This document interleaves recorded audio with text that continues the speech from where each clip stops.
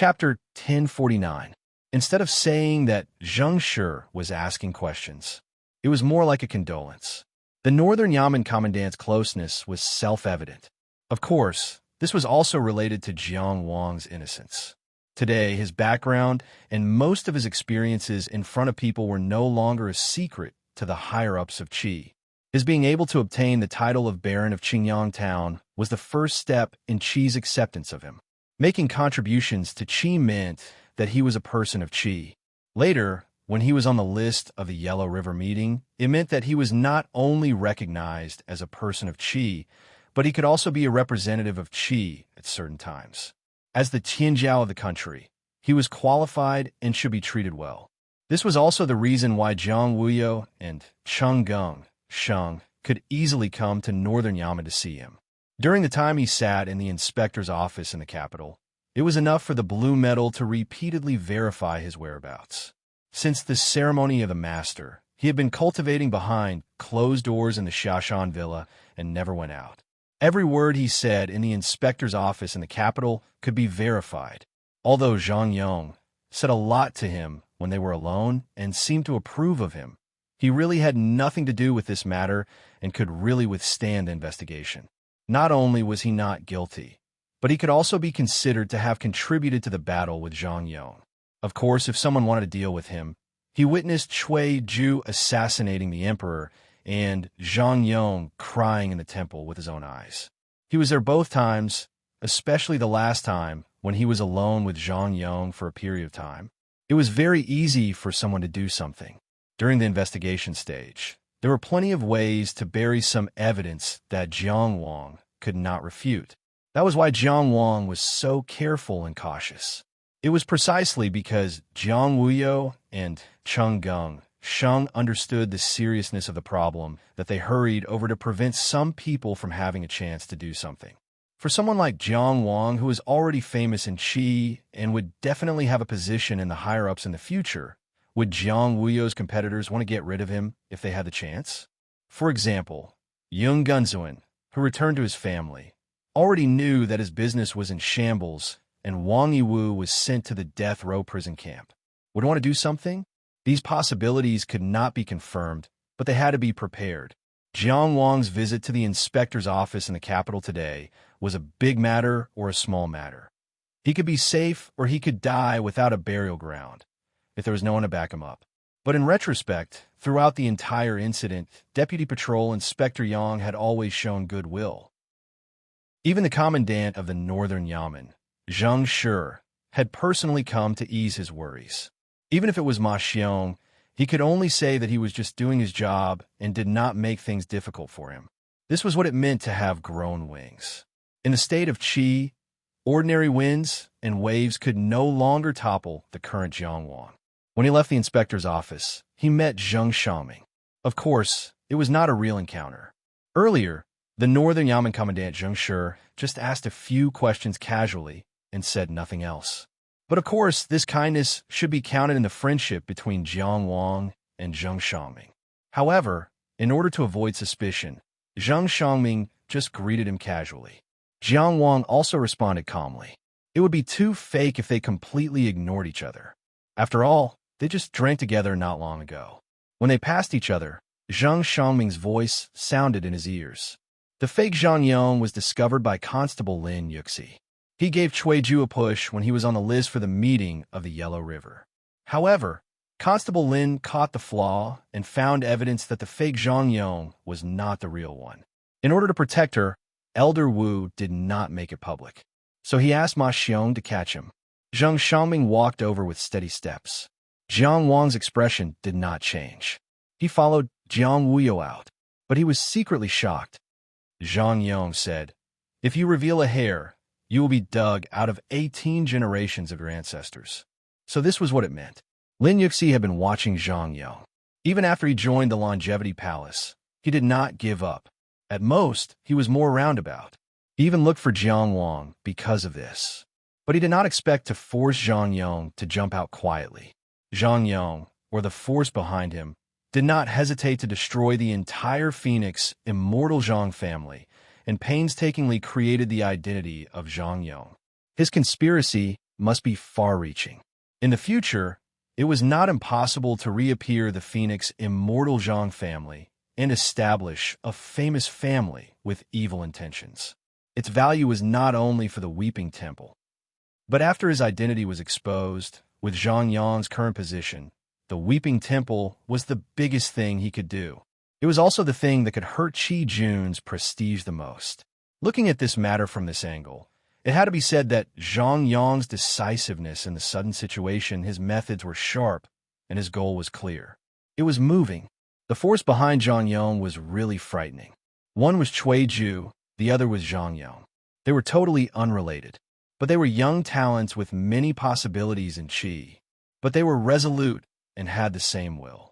People could not help but think, how many people like this were there? Which one would it be? How powerful was the force hidden under the water? And Lin Yuxi, who forced Zhang Yang to jump out in advance, was really admirable. His cultivation was not high, and his combat power was not strong. Sometimes, he was so stubborn that it made people frown. But his ability to handle cases could only be said that he was Lin Kuang's daughter and Uriel's disciple. Fortunately, he had reached a settlement with Lin Yuxi at that time. Lin Yuxi promised not to pester and investigate him. Otherwise, with her efforts to track down Zhang Yang, the matter of no door to hell would be exposed sooner or later. Cheng Gengsheng and Shi Si walked on the other side. Without looking, Cheng Gengsheng knew that Zheng Xiaoming must have said something to Jiang Wang. But with his shrewdness, he would not show it. He said a few words casually and got on the sedan. Shi Si was naturally inseparable from him. Jiang Wang was about to follow when Jiang Wuyo's voice sounded, "Jiang Qingyang, sit in my sedan." She had a natural and neat strength. She did not need anyone to wait on her. She lifted the curtain and sat in the sedan.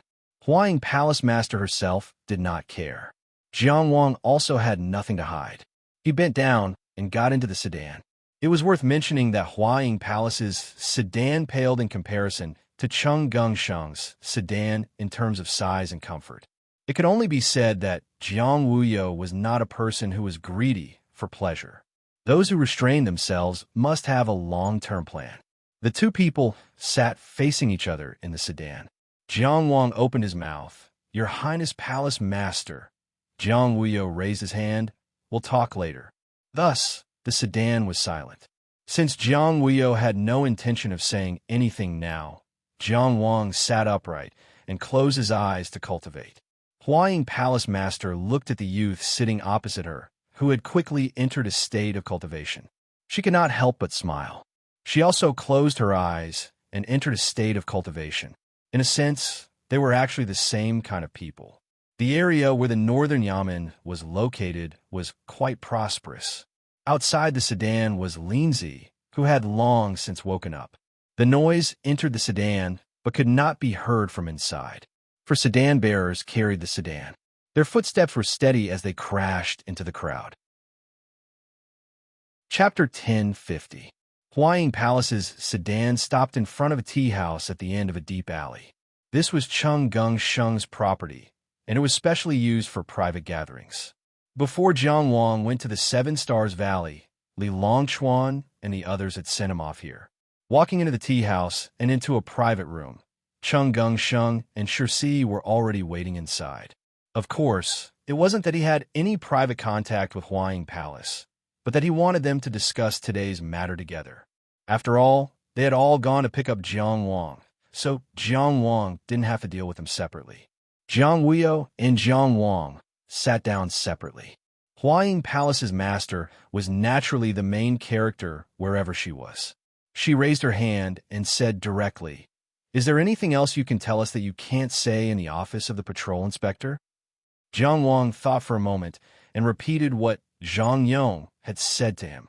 Why did the people of the small countries suffer while the people of the big countries could enjoy peace, and so on? It was naturally inconvenient for him to say this in the office of the patrol inspector because he himself was also from a small country. It was easy to make unnecessary associations and doubts. At that time, when he said these words, Zhang Yang was angry, desperate, and in pain. When Jiang Wang repeated it, he tried not to mix in any emotions.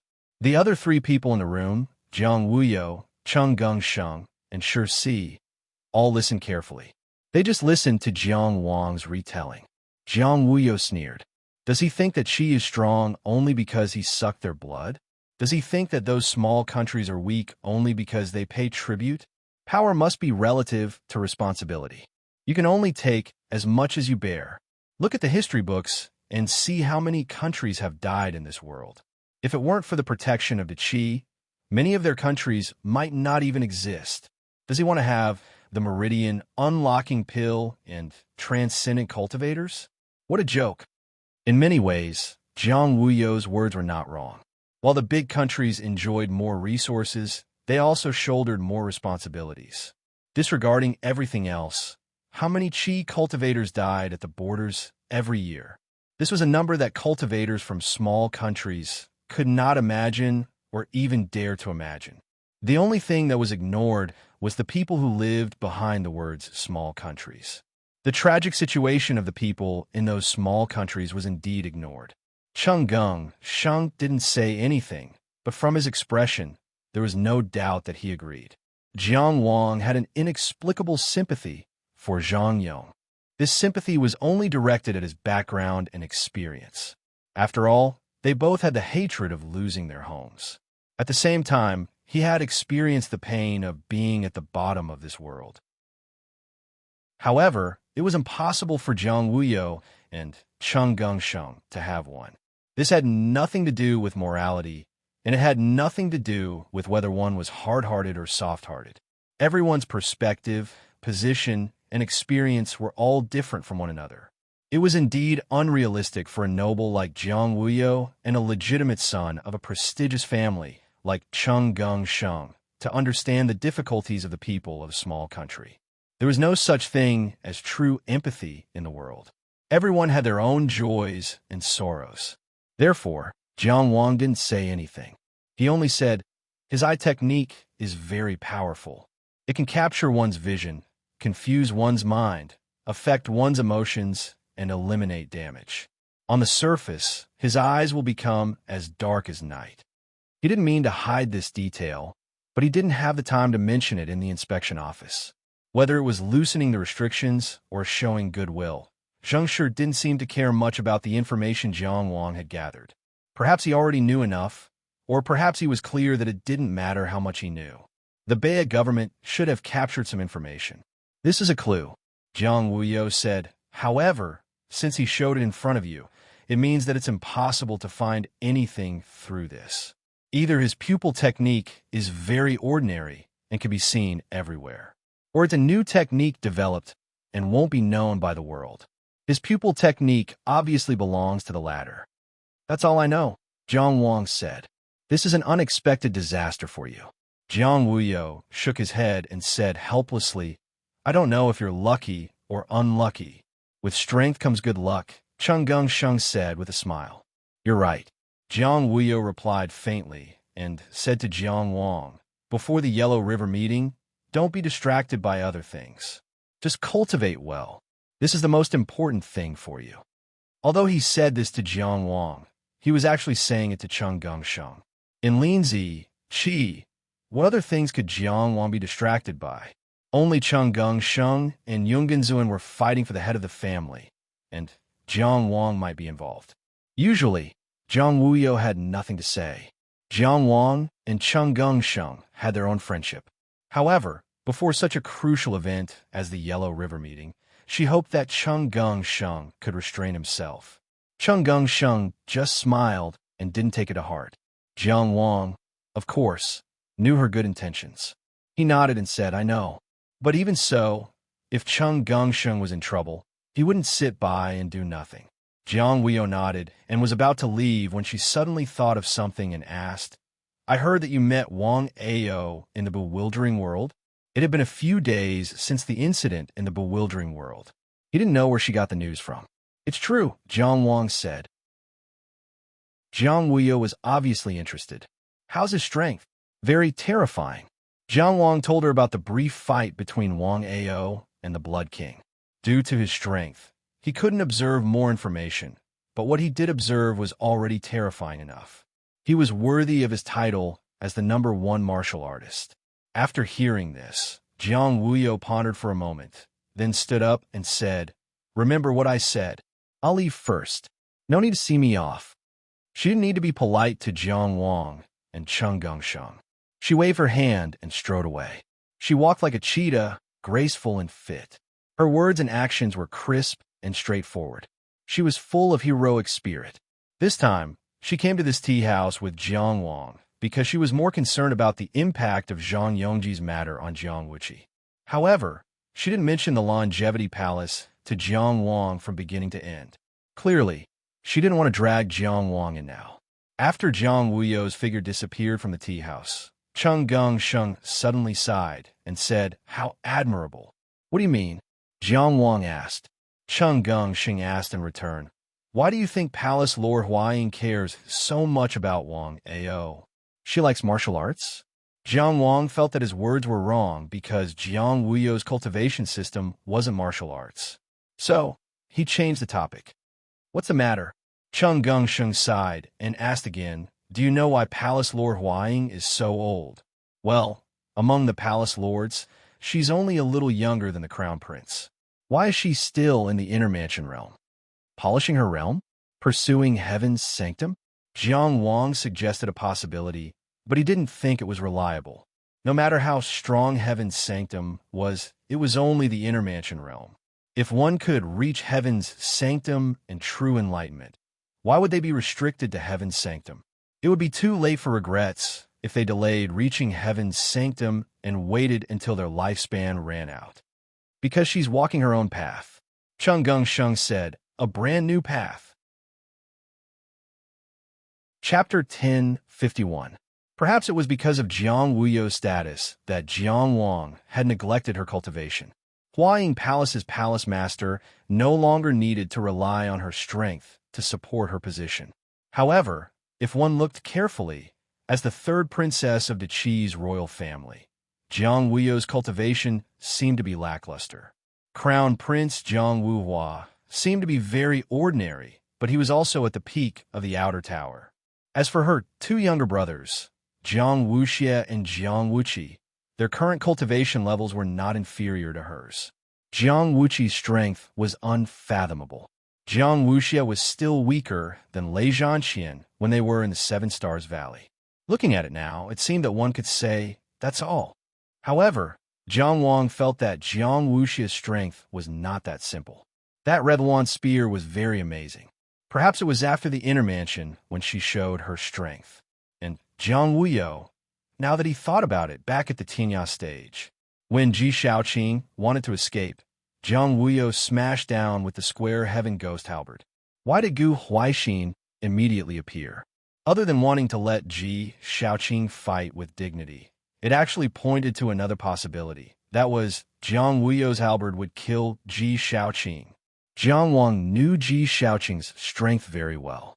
Although he had defeated and killed this person with his own hands, he did not think that he could kill him with one move. However, Jiang Wuyo, who was also at the inner mansion stage, seemed to be able to do this. At least in Gu Huaixin's eyes, it seemed to be possible. Then how strong was Jiang Wuyo, who was at the inner mansion stage? Of course, the position of the crown prince was not determined by cultivation alone. However, that position was a competition in all aspects. If Jiang Wuyo was not strong enough, her future was not bright enough, and she had such a huge shortcoming and did not have an overwhelming advantage in other aspects, how could she compete with the other palaces and not be at a disadvantage? In fact, there were many times when she was clearly more flamboyant and proactive. Overseas, she could mobilize the Shu emissary level spies of the Sea Fishing Tower, and she could speak on Juming Island. She could even invite Qi Xiao. This was a very influential performance. Based on what? Disregarding other aspects, what did he rely on in terms of cultivation? What road? Jiang Wang asked. Cheng Gongsheng said, she's trying to cultivate the Zhenwu body. She wants to lead the martial arts into the Tao and use the Tao to cultivate the martial arts. Incorporate martial arts into the existing cultivation system with the soaring dragon, inner palace, outer palace, and even the Shenlin insightful truth endow evolution's cultivation bases. They can control the power of martial arts. Jiang Wang was shocked. He now knew that the martial Dao was a completely new path. There were many respectable and terrifying people who climbed this path. He wanted to fight for the scenery for himself and build a new peak for the human race. But now, he was still exploring the path of martial arts. Some people were researching how to incorporate martial arts into the current cultivation system, just like how the flying sword arts of the flying sword era had created the present Dao sword arts. Jiang Wuyo was one of those people who believed that martial arts had a future, but her belief was even more thorough.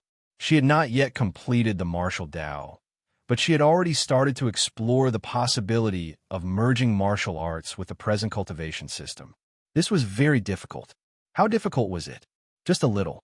With Jiang Wuyo's cultivation talent that everyone admired, and her main cultivation method of the Deqi Imperial House, the supreme purple myrtle middle sky cannon, she had received the heavenly classics and earthly latitudes. Regardless of whether she cultivated step by step or focused on martial arts, she would be at least at the Shenlin or 21st heavenly layer of the martial Dao. But right now, she was still in the inner palace realm in her 30s, an age that could not be called young Tianjiao. Yet she was still so valiant without any shyness or defeat. Jiang Wang occasionally went to Huaying Palace to see her. If she was not practicing the blade, she was practicing the halberd. You could never feel the setbacks she was facing from her, especially when she was still fighting for the position of crown prince. Countless eyes were on her from all levels of society. Yet she was trapped in the inner palace, trekking with great difficulty. But no matter when he saw Jiang Wuyo, she was noble, dignified, and extraordinarily valiant. She resolutely walked her path, never wavering at any time. What kind of strong heart was this? What kind of determination and courage did this require? This was indeed admirable. Jiang Wang once again felt that this was truly a resplendent world of shining stars. There were so many dazzling figures. The Huaying Palace Master has never told me these things. Jiang Wang said with an indescribable feeling, now that I know, I am truly filled with admiration. Cheng Gung Sheng said, matters involving Huaying Palace naturally would not be spread. But everyone in the top circles of Linzi knows about it. But before, not many people believe that she could do it. As for now, not many people believe that she can't do it. Everyone understands that it's only a matter of time. The outline of her path, which no one had ever walked before and no one had ever walked before, should be visible now. Otherwise, there wouldn't have been that halberd at the Tianya stage. Jiang Wang thought, his mind surging. Cheng Gung Sheng, however, remembered the conversation between Jiang Wuyo and Daqi empresses at the ceremony of the great masters that day. Of course, that conversation would not be spread. Jiang Wang didn't know about it, but as the legitimate son of the Chongxin clan, he naturally had his own way of hearing about it. The empress tried to have Jiang Wuyo take Jiang Wang as the emperor's son-in-law. Jiang Wuyo said that day, Jiang Wang has the bearing of a hero, but Akin also has the ambition of a hero. This is not something ordinary people can do. At that time, even Daqi empresses couldn't say the word no. Who could say that Jiang Wuyo wasn't a hero? Even Cheng Gung Sheng admired Jiang Wuyo very much, even though he didn't want to get involved in the fight for the throne. Yin Fu was beaten by Jiang Wuyo until he covered his head and ran away like a rat, not daring to show his face. How could it be just that he couldn't beat Jiang Wuyo? There was a poem that said, the Jiang family has a daughter named Wuyo. Men in the world are ashamed to see her. Sometimes, when he saw Jiang Wuyo, he really felt ashamed. I'm looking forward to the day when Empress Huaying completes the body of true martial. Jiang Wang said, I'm just looking forward to it. Cheng Gung Sheng changed the topic and said meaningfully, you only have one promise. Don't throw your whole life into it. If you become the emperor's son-in-law, no matter how talented you are, you will only dim. Jiang Wang was speechless. I really want to open your head and see what you're thinking about every day. But when he met 14's gaze, he could only wave his hand helplessly. You talk too much. Jiang Wang really couldn't understand how this fatty could stray from any topic. The first sentence was the body of true marshal, the second the emperor's son-in-law. But what he didn't know was that someone really did mention this matter. If it wasn't for Jiang Wuyo's tough attitude, Cheng Gongsheng curled his lips mysteriously. He didn't explain and asked, "You already knew something was wrong with Zhang Yong, right?" When we were at Mount Yin, Jiang Wang didn't hide it, but he was a little surprised. "How did you know?" Cheng Gongsheng leaned back and smiled proudly, just like that. Chapter 1052. Jiang Wang pondered for a moment before realizing that Cheng Gongsheng had succeeded in getting information out of him. Although he didn't intend to hide it, this fatty smug look was really asking for a beating. If not for 14's presence, the open-minded Lord Jiang shook his head and couldn't be bothered to argue with him. At that time, I was affected by his ocular technique and sympathized with him. So I didn't say anything. Now that he's dead, the influence has disappeared. Cheng Gongsheng had actually felt that something was wrong with Zhang Yong long ago. He chose to stay away from him and ignore him. She was so big, and there were countless things happening and ending every day. He wouldn't meddle in everything. Once Cheng Gongsheng decided to do something, he would usually reach a balance between time and benefits. Moreover, Zhang Yong later joined the Longevity Palace. He must have been investigated, and there was no problem that could be easily found out. Cheng Gongsheng wasn't in his position, and he didn't want to find trouble for himself. He didn't feel that there was anything wrong with Jiang Wang's decision to remain silent, especially now that Jiang Wang said that he was also affected by the ocular technique. There was even less to say, but he still reminded him, "Don't tell anyone else about this." "Don't worry, I'm not that stupid," Jiang Wang said confidently, but he was a little curious. "Seriously, how did you know that I knew something was wrong with Zhang Yong?" Cheng Gongsheng yawned and said casually, "You know Zhang Yong's ocular technique very well, but you only talked about the process of the battle. Maybe you didn't take the time to explain, or maybe you were too relaxed in front of Jiang Wuyo. But I can tell that you know more about this battle. It's definitely not your first time facing Zhang Yong's ocular technique. Then here's the problem.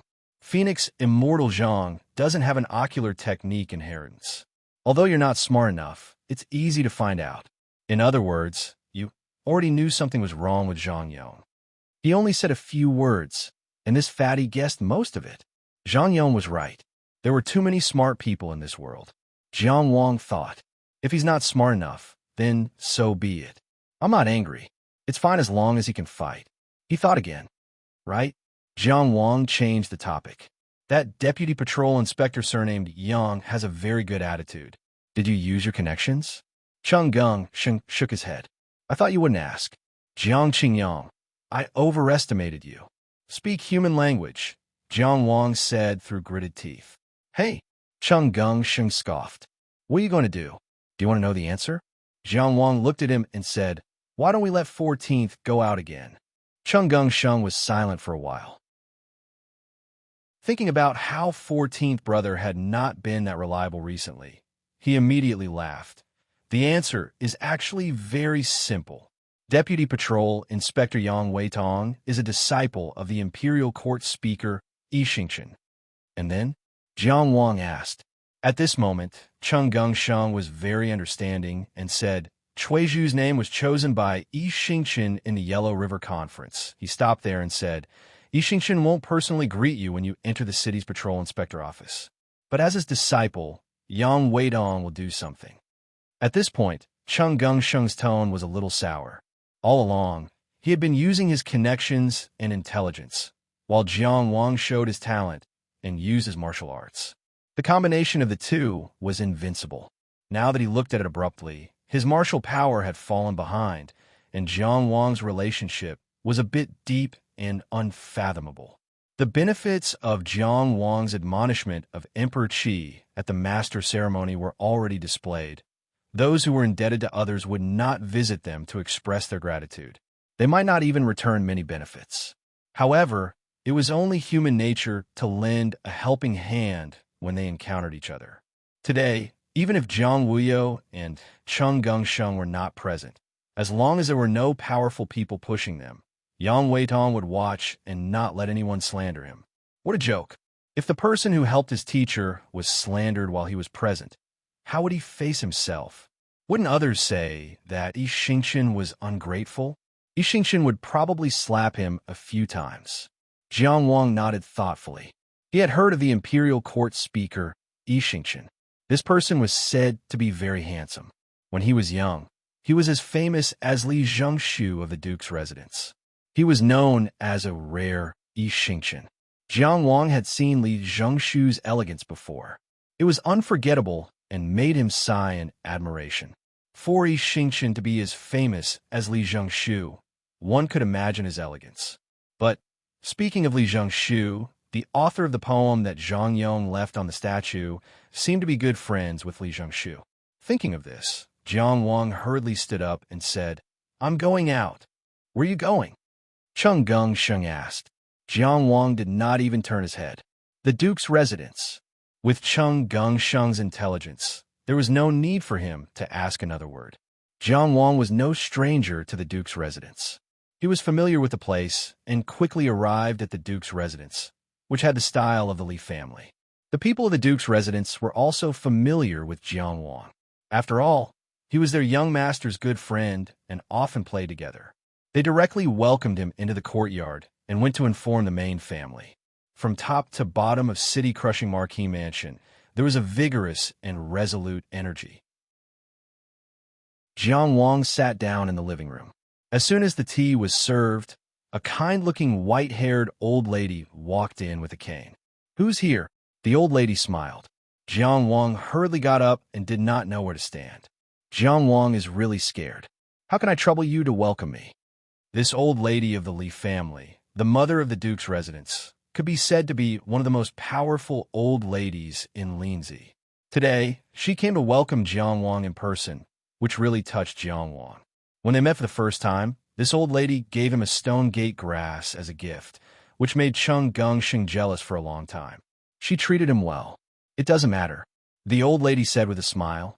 "I just wanted to see you, Qingyang. I heard that you were outstanding at the master ceremony. I didn't see it in person, but I was very happy for you." Her impression of Jiang Wang was indeed indescribable. Jiang Wang could not be compared to Li Longchuan's other friends. For example, Gao Gao, although he was also a good child, he was inevitably a bit unrestrained. He took Li Longchuan to the red light district all day long and did not have any serious business.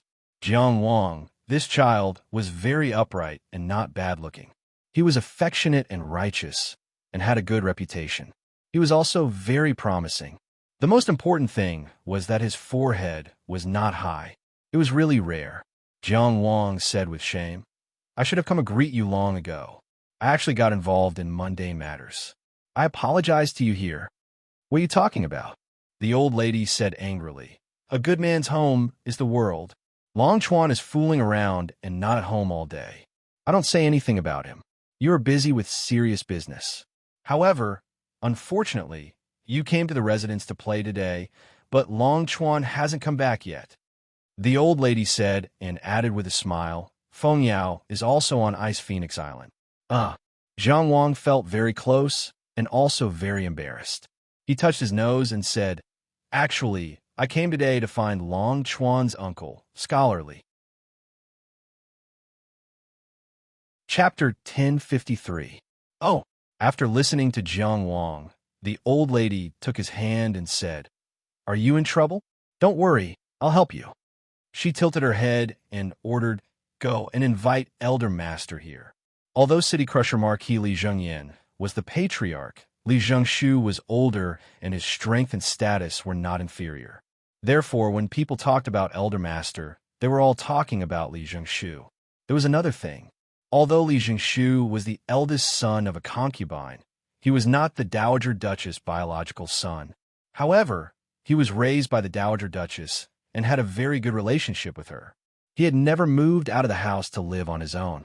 Even though he was often on duty at Donghua Pavilion and was privately called Scholar Donghua by many people, he had no intention of opening a branch of the house.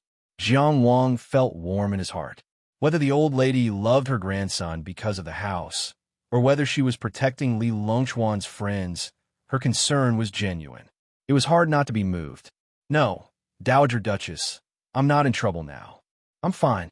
If I have any difficulties, I'll definitely tell you, Jiang Wang said, but there is indeed one thing I need to tell Longchuan's uncle. Seeing Jiang Wang like this, the Dowager Duchess knew that it might not be convenient for too many people to hear this. So she said softly, "You can all leave." The living room was suddenly empty, leaving only a close maid to serve her. The Dowager Duchess of the Li family took Jiang Wang's hand and said, "Come, Qingyang, sit down and talk. Please sit down first." Jiang Wang quickly helped the old lady to sit down. He sat down next to her, but only half of her was on the table. The old lady and the young man chatted for a while, mostly about the old lady's complaints about Li Longchuan and praise for Jiang Wang. Then Li Zhengshu stepped into the living room. When he achieved God's arrival, he was already middle-aged and looked to be in his 40s. There was a saying that he deliberately suppressed his progress to not compete with his brothers and not give people a chance to gossip.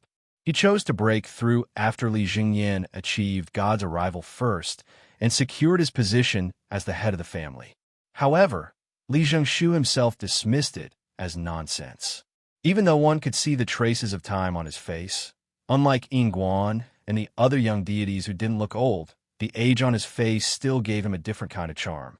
His cultivation, his bearing, and his knowledge made him stand out from the rest. The name Yulang Jun was definitely not false. He was indeed a first-class handsome man in Linzi. Uncle Chongxian from Zhonginjia was good-looking. Because he took good care of himself and lived a carefree life, he could still be considered good-looking even though he was in his 60s.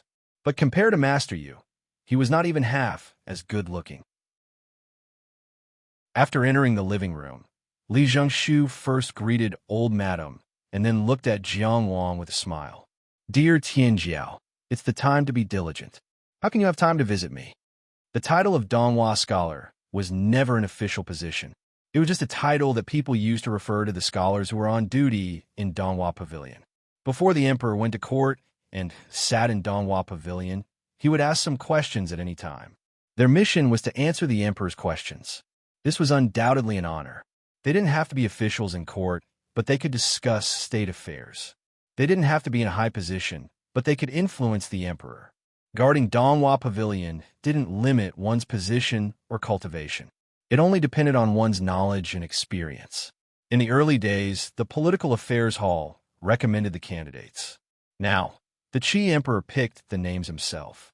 In recent years, Li Zhengshu guarded Donghua Pavilion the most times. It was obvious that he was favored by the emperor. Li Zhengshu was born in a top family in Qi, but he chose to travel when he became an adult. Later, he entered Qingya Academy, one of the 4 major academies in the world, and became a famous scholar. He didn't stay in Qingya Academy to teach. Instead, he returned to Qi. In this regard, the 4 major academies were the same as Sanqing Palace. They didn't forbid their disciples from going to other countries.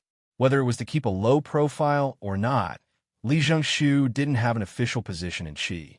However, with the unofficial title of Donghua scholar, no one dared to underestimate his influence on the court. After Li Zhengshu came in, the close servant of the Dowager Duchess also left. Li Zhengshu stood beside her to serve her. Only Li Zhengshu and the Dowager Duchess of the Li family were here. Jiang Wang didn't have to beat around the bush. He went straight to the point. "I went to the Imperial Ancestral Temple today and encountered something." After saying the blood poem that Zhang Yong left on the statue of Lord today, Jiang Wang said, "I heard from Su Xiangqian that you and Mr. Moya are good friends, so I came to remind you." The friendship between Li Zhengshu and Mo Ya naturally went without saying. Mo Ya's direct disciple traveled the world and came to Linzi to try the Tianfu secret land. It was Li Zhengshu who arranged the spot. Li Longchuan and Su Xiangqian were good friends because Li Zhengshu had brought Li Longchuan to visit friends many times before this. The 2 young people knew each other for a long time. The Qi Emperor wouldn't vent his anger on Li Zhengshu because of this. However, it was normal for him to be unhappy. It was very likely to happen. If Li Zhengshu didn't know, it would be very easy for him to get into trouble. Li Zhengshu listened quietly and smiled warmly. Uncle knows. Thank you for making this trip. In Donghua Pavilion, he had helped to pass on a message. He was in favor of Li Longchuan befriending Cheng Gengsheng and Jiang Wang. Of course, at this point in time, befriending Jiang Qingyang was the right choice. However, at that time, he was just a follower of the Chongqing clan and Cheng Gengsheng's follower, who didn't have much hope. The friendship formed at that time couldn't be compared to later. Now, the Lord of Tianfu City took the initiative to befriend Jiang Wang. The son of a northern Yamen military officer repeatedly expressed his goodwill. When he went to the patrol manor to ask questions, the deputy patrol inspector was all smiles. It wasn't that these people weren't good. However, more or less, it was related to the future that Jiang Wang showed. In a letter he wrote to Jiang Anan, he said that the people here were very kind. It was just a sentence to comfort his sister. Since he came to Qi, he had received many cold looks and faced many hostility. However, along the way, he looked around with his sword in his hand. People were indeed kind. Li Zhengshu now called himself uncle. It was obvious that he treated Jiang Wang as his own nephew. This was the Li family of Shermen, the top family of Qi, and a statue of their ancestors stood at the front of the Guardian Palace. 2 years ago, there was no such person as Jiang Wang in Qi, let alone any family background. He didn't say many words of thanks. He just casually said that it was hard. This was a friendly attitude. Jiang Wang only said, "This is what I should do." Of course, the old lady of the Li family knew that what Jiang Wang just said would cause a huge disturbance in Linzi. However, that was something that her 2 sons worried about. She didn't interfere and didn't think that she should interfere. She just held Jiang Wang's hand again and said kindly, "Good child." Chapter 1054. The news of what happened in the Imperial Ancestral Temple in the morning was immediately blocked, but it was impossible to block it. At least, it wasn't something that Ma Xiong could block. Not to mention others, there were many people in Linzi City who could get something out of him. He didn't dare to keep quiet. The first ones to know about this were naturally those who had a lot of power within the city's inspection office. People like Cheng Gengsheng were closely connected to the people involved. The Li family wasn't the first to get the news, but it wasn't slow either. After Jiang Wang left for about an hour, someone came in to report. After 2 rounds of verification, it was exactly as Jiang Wang said. At that time, the Li family's old matriarch was sitting at the head of the table, leisurely drinking tea. The current marquis of Guicheng, Li Jingyan, and Li Zhengshu were discussing this matter. Ever since Li Jingyan became the head of the family, the old matriarch rarely expressed her opinion on family matters. Other than drinking tea and listening to opera, she would occasionally hit Li Longchuan with her dragon-headed walking stick. But the people below said that before Jiang Wang went to the 9th Marquis Shrine, he came from the 1st Marquis of Guicheng Shrine and had just worshipped the 1st Marquis of Guicheng. The old matriarch couldn't help but say, "What a good child." Li Jingyan and Li Zhengshu looked at each other and smiled. After leaving the Li family, Jiang Wang returned to the Xiashan villa. No matter how much the situation in Linzi was changing and how many people were uneasy, one's own cultivation was the foundation of one's position. The results of the Yellow River meeting were the steps to advancement. Jiang Wang was always clear-headed. He knew what he wanted and worked hard for it. He locked himself in his room and studied the Fire World technique. He had to admit one thing. Although he had easily defeated Lei Zhanqian, it seemed that he had an overwhelming advantage. But in reality, his Fire Source Totem was far inferior to Lei Zhanqian's Thunder Source Totem. The Fire Source Totem's power wasn't enough to maintain a balance with the Samadhi True Fire. Even if the Fire World technique was constructed under his guidance, he was already doing his best to suppress the Samadhi True Fire. The difference in quality needed to be closed with quantity. Therefore, during this period of time, Jiang Wang had no choice but to allocate more cultivation time to the Fire Source diagram. After all, it was a powerful cultivation technique from a different world. It was not so easy to study it thoroughly. Fortunately, his Fire Essence Totem wasn't just a Fire Essence Totem. It had already merged with the White Bone Lotus to form a broiled Flame Bone Lotus. The non-elemental star power could be transformed into any kind of power, including totem power. Only with the support of the two elements could he barely maintain a balance. However, if he wanted to reach the requirements of the Fire World technique as soon as possible, it was impossible for him to not put in more effort in the fire origin diagram. From day to night, time passed quickly as he cultivated. Of course, cultivation was tough. When others were dressed in fine clothes and riding horses, when others were indulging in debauchery, he was always burying his head and trekking forever, enduring loneliness and solitude, fighting against the instinct of comfort. However, being able to cultivate in peace was, in many cases, a blessing. The news of the ninth return Marquis Spirit Temple had already spread throughout the capital. That night in Linzi, countless people were unable to sleep. The current Emperor Qi sat in court almost every day. From Maoshi to Chunshi, he sat for 4 hours a day, rain or shine. He only had 1 day of rest every 10 days. It had been 55 years since then. It could be said that he was not diligent.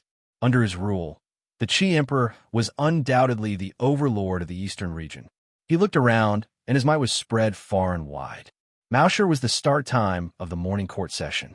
Therefore, when it was still Chunshi, most of the officials participating in the court session had already arrived. The doctors in the political affairs hall had already discussed today's political affairs in advance. Even at the end of the 5th month, the sun had not risen yet. The great Linzi city lay dormant in the long night. On the vast square outside the Purple Extreme Hall, civil and military officials moved like ants from all over and slowly gathered together. Then, according to their status and rank, they silently lined up and waited for the bell to ring. In the past years, countless officials had walked through this square countless times. However, today was different. If one looked down from above, if one's line of sight was not covered by the night sky, one would be able to see the ants gathered on the huge white stone square, regardless of status, deliberately circled around, leaving a huge blank space on the square. In the middle of the blank space was a small black dot, a small ant.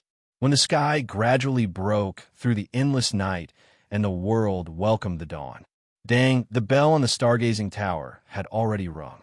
This sound was vigorous and long, spreading throughout the 300 miles of the huge city.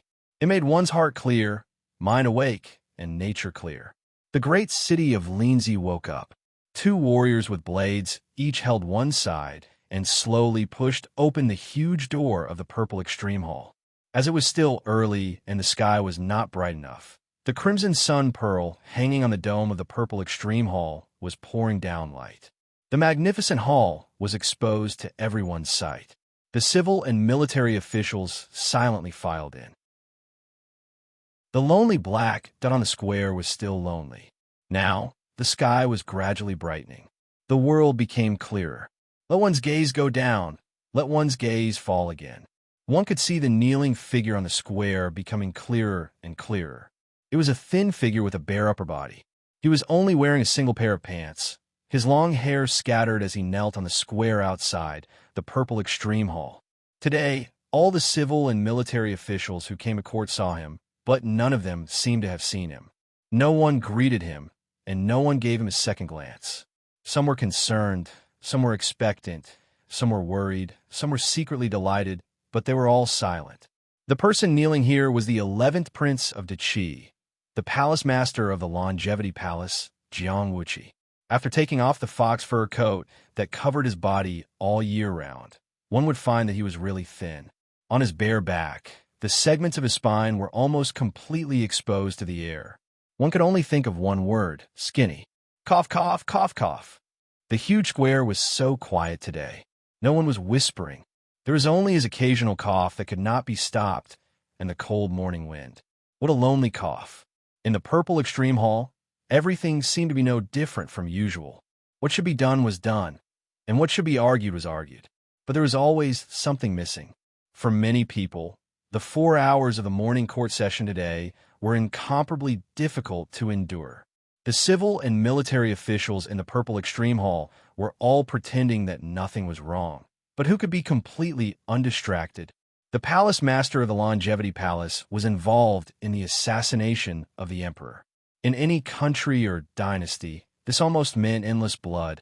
In Dechi's magnificent battle for the throne, it seemed that one of the contenders was going to withdraw today. This was a major matter that involved the entire Dechi. No one could stay out of this matter. Perhaps only the Son of Heaven, who sat high up on the dragon throne, was still as calm as ever. The emperor's heart was hard to predict, no matter what, whether it was suffering or anticipation. For long hours passed, and the absent-minded memorial finally came to an end. Those political opponents who were the most passionate about arguing in the past could not help but be a little less excited today. The officials who won the debate were not satisfied, and the officials who lost the debate were not depressed. The chief eunuch of the ceremony directorate, Han Ling, stood in front of the emperor and announced, "Court is dismissed." From his perspective, the civil and military officials retreated like the tide, pouring out of the purple extreme hall and into the huge square, flowing in all directions. The only thing that did not change was the blank space and the black dot in the blank space. The Emperor of Dechi did not make a sound. Han Ling also seemed to have become a statue. It should not have been long, but it felt like a long time. The Emperor stood up. Han Ling opened his mouth to shout, "Set off," but the Emperor pressed down with his hand. As the chief eunuch closest to the Emperor of Dechi, Han Ling did not turn his head from beginning to end, but he had already swallowed his voice. The Emperor left the dragon throne and walked down the Emperor's throne. It was already 7 in the morning, the time for the morning meal. The commoners usually had breakfast at this time. The sky was already bright. The crimson sun pearl hanging in the purple extreme hall had already dimmed its light. The Emperor walked out slowly. Every step seemed to be stepping on the light. When he finally walked out of the purple extreme hall and stood on the high steps, there was no other figure in the huge white stone square, except for Jiang Wuqi, the shirtless, kneeling on the ground with his hair down, looking at him, his son. "This child is mine." The Emperor suddenly remembered that he had said this sentence before, so his gaze fell. He first looked at the huge white stone slabs in the square in front of him, then at the knees that were close to the ground, then at the naked, thin upper body, and then at the handsome face. If it was not for the lingering illness, this face would be more outstanding. The naked Jiang Wuqi with his hair down was indescribably graceful as he knelt on the ground. The Emperor looked into his eyes and then looked at the white jade in his mouth. Holding a treasure in the mouth was a funeral gift for nobles. Jiang Wuqi was indicating that he was already a dead man. Jiang Wuqi should have been a dead man a long time ago. A long time ago when he was still in his mother's womb. It was a winter night in the 38th year of the Yuanfeng era. The Qi Emperor personally led the troops outside to eliminate the rebels. And Jiang Wuqi's mother, noble consort Lei, was assassinated in the palace of Dechi when she was pregnant with him. Before she died, she did everything she could to protect her belly. When the strong masters of the palace arrived, the assassin had already self-destructed. Until now, they had not found out who the mastermind was. When the Qi Emperor rushed back, he only saw the body of noble consort Lei and the child that was cut open. The Qi Emperor said with tears, "Although my beloved consort abandoned me, she did not abandon my son." Hence the name, not abandoned. When Jiang Wuqi was still a fetus, he suffered a fatal injury. The strong master of the palace who was on duty that night risked his life to save him, saving his life. But it was only a slim chance of survival. Even if the Qi Emperor had the power of heaven and earth, a congenitally deficient baby that was just cut open could not bear any of his means. Since then, the frost poison had entered his life and could not be cured by medicine. And as he grew older, the frost poison became stronger and deeper into his life. At that time, the director of the Imperial Academy of Medicine concluded that this child would not live past the age of 10. When Jiang Wuqi was 9 years old, the Qi Emperor wanted to change his blood and bones and reconstruct a new body for him. Then, he would use the secret method of the royal family to remove the frost poison that had entered his life. At that time, he only asked one question: "After changing my blood and bones, will I still be the Prince of Dechi?" The answer was naturally no. No matter how much the Qi Emperor loved him, he could not exchange the blood of his other children for his. Therefore, Jiang Wuqi chose to reject. He would rather die than live a mediocre life. Even if he, Jiang Wuqi, died, he wanted to die as a noble. Otherwise, why did that woman, his mother, struggle for so long in the cold night? Before he was 9 years old, he practiced martial arts to strengthen his body.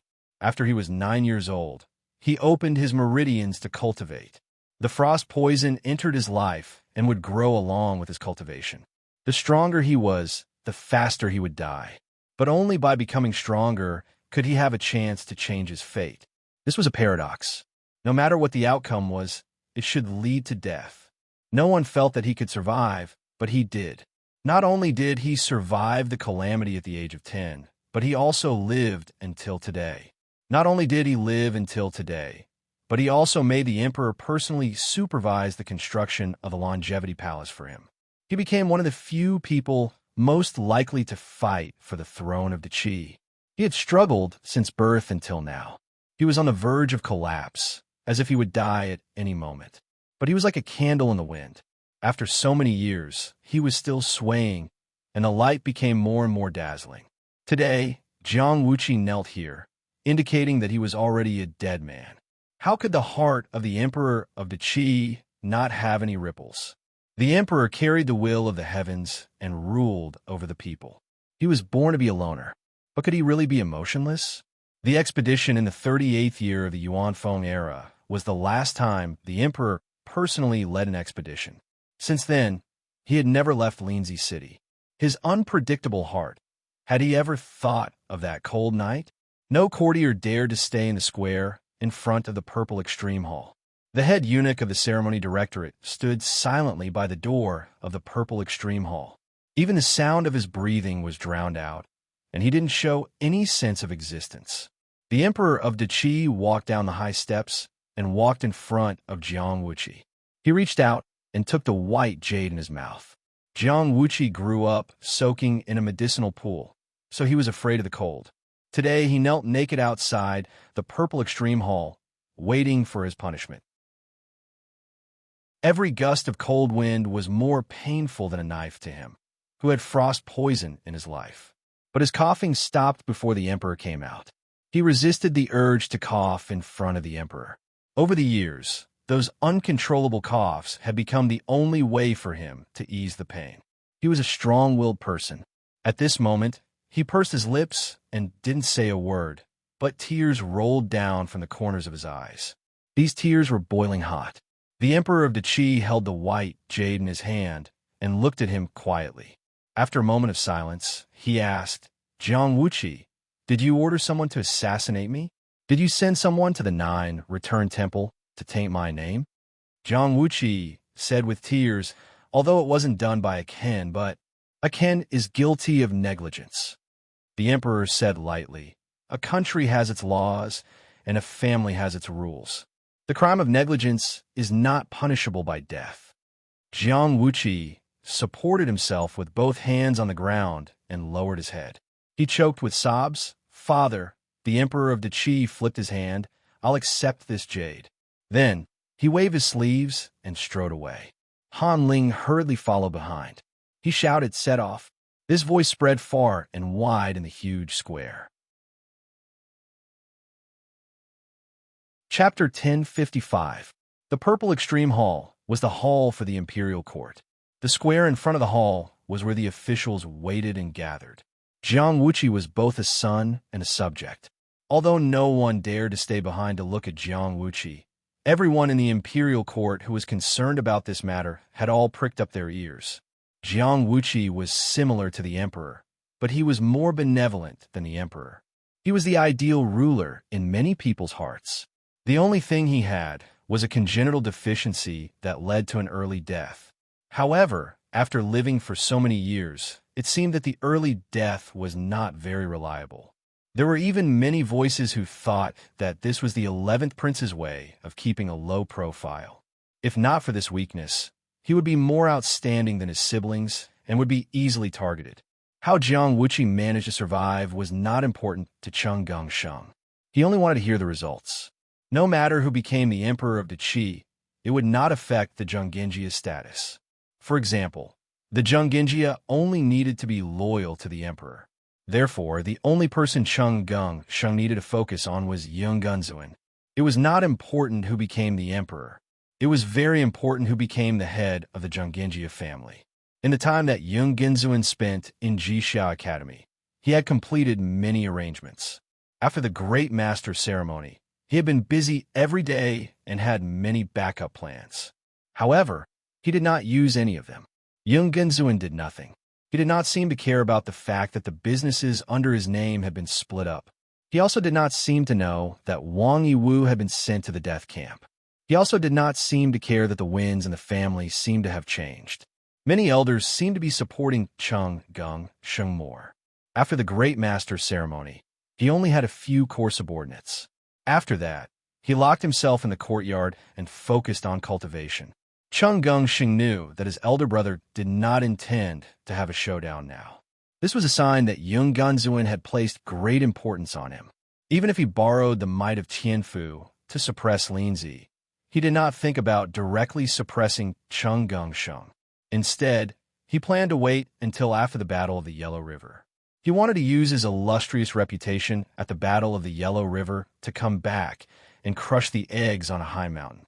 Of course, this was another kind of confidence. Yung Gunzuin was confident that he would gain something during the Yellow River meeting.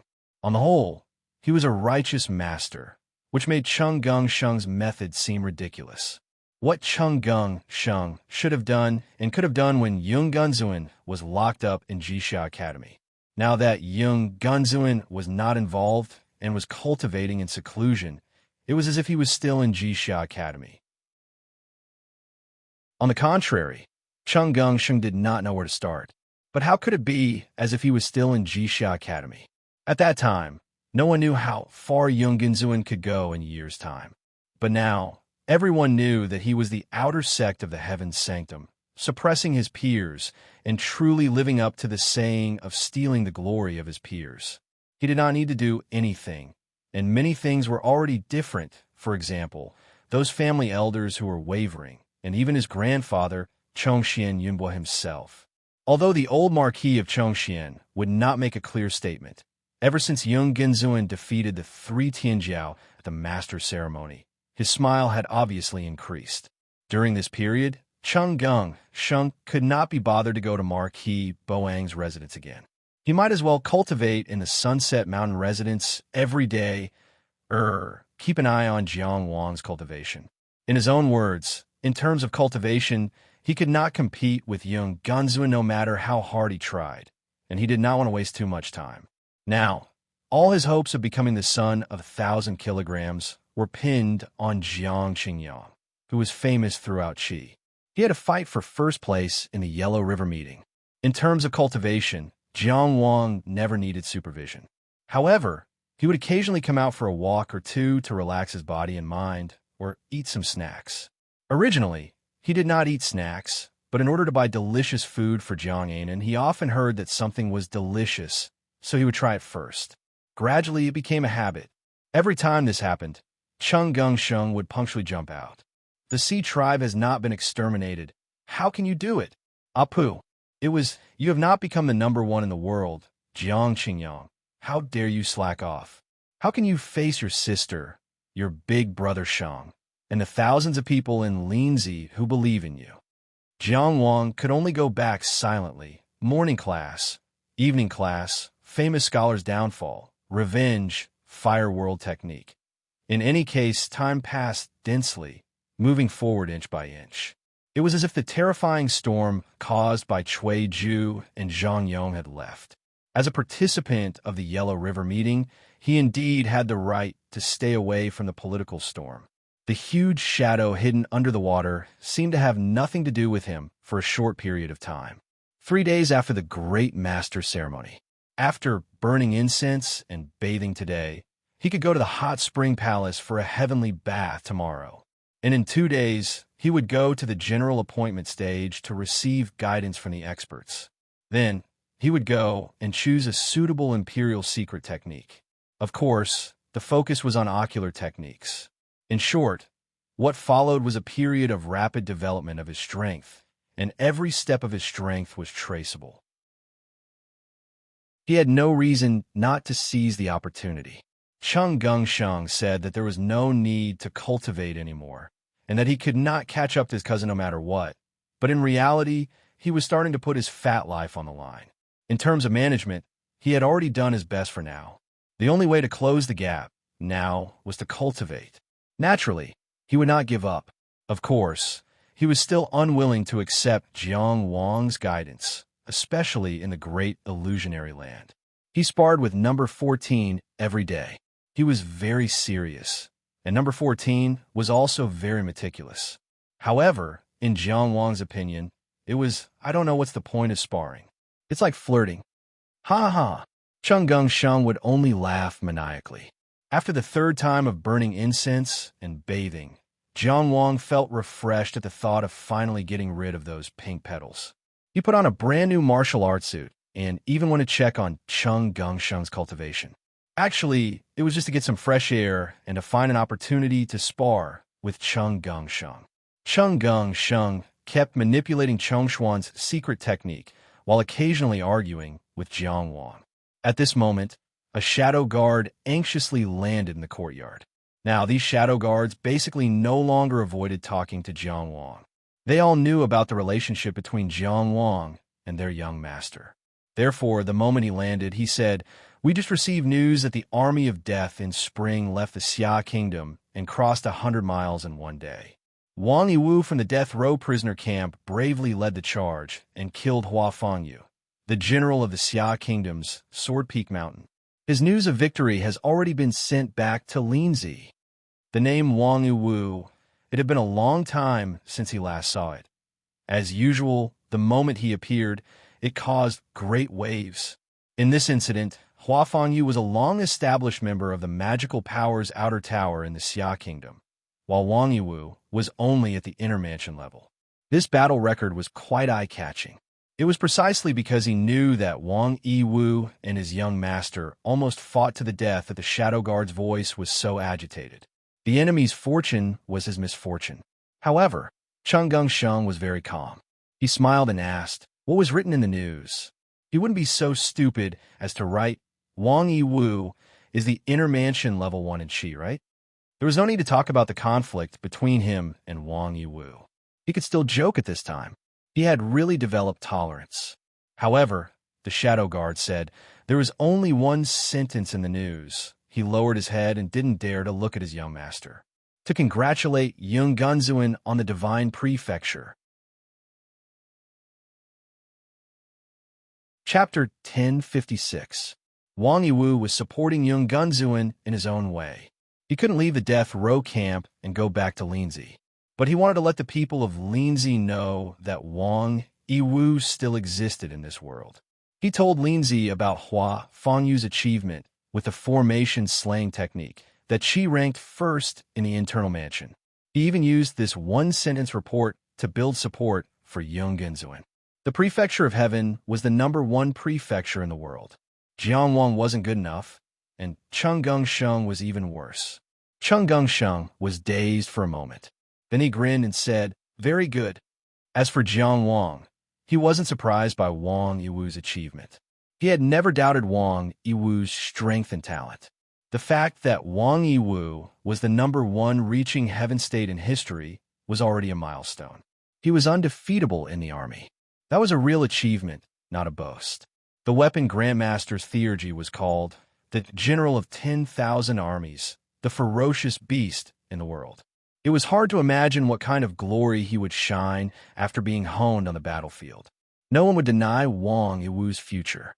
The outcome of the next battle was still unknown before the battle. Of course, Jiang Wang had enough confidence in himself. No matter how strong Wang Yiwu was, since he had already surpassed him, he had suppressed him once, he would suppress him for life. The only thing that surprised him was the background of Wang Yiwu's achievement. The army of death in spring had marched out of the Xia and traveled 100 miles in one day. The Xia had retreated to the south after losing the war. It didn't share a border with the Qi now. There was a large area in the middle with a few small countries as a buffer. Why was there such a battle? Why could the army of death in spring attack the Xia all of a sudden?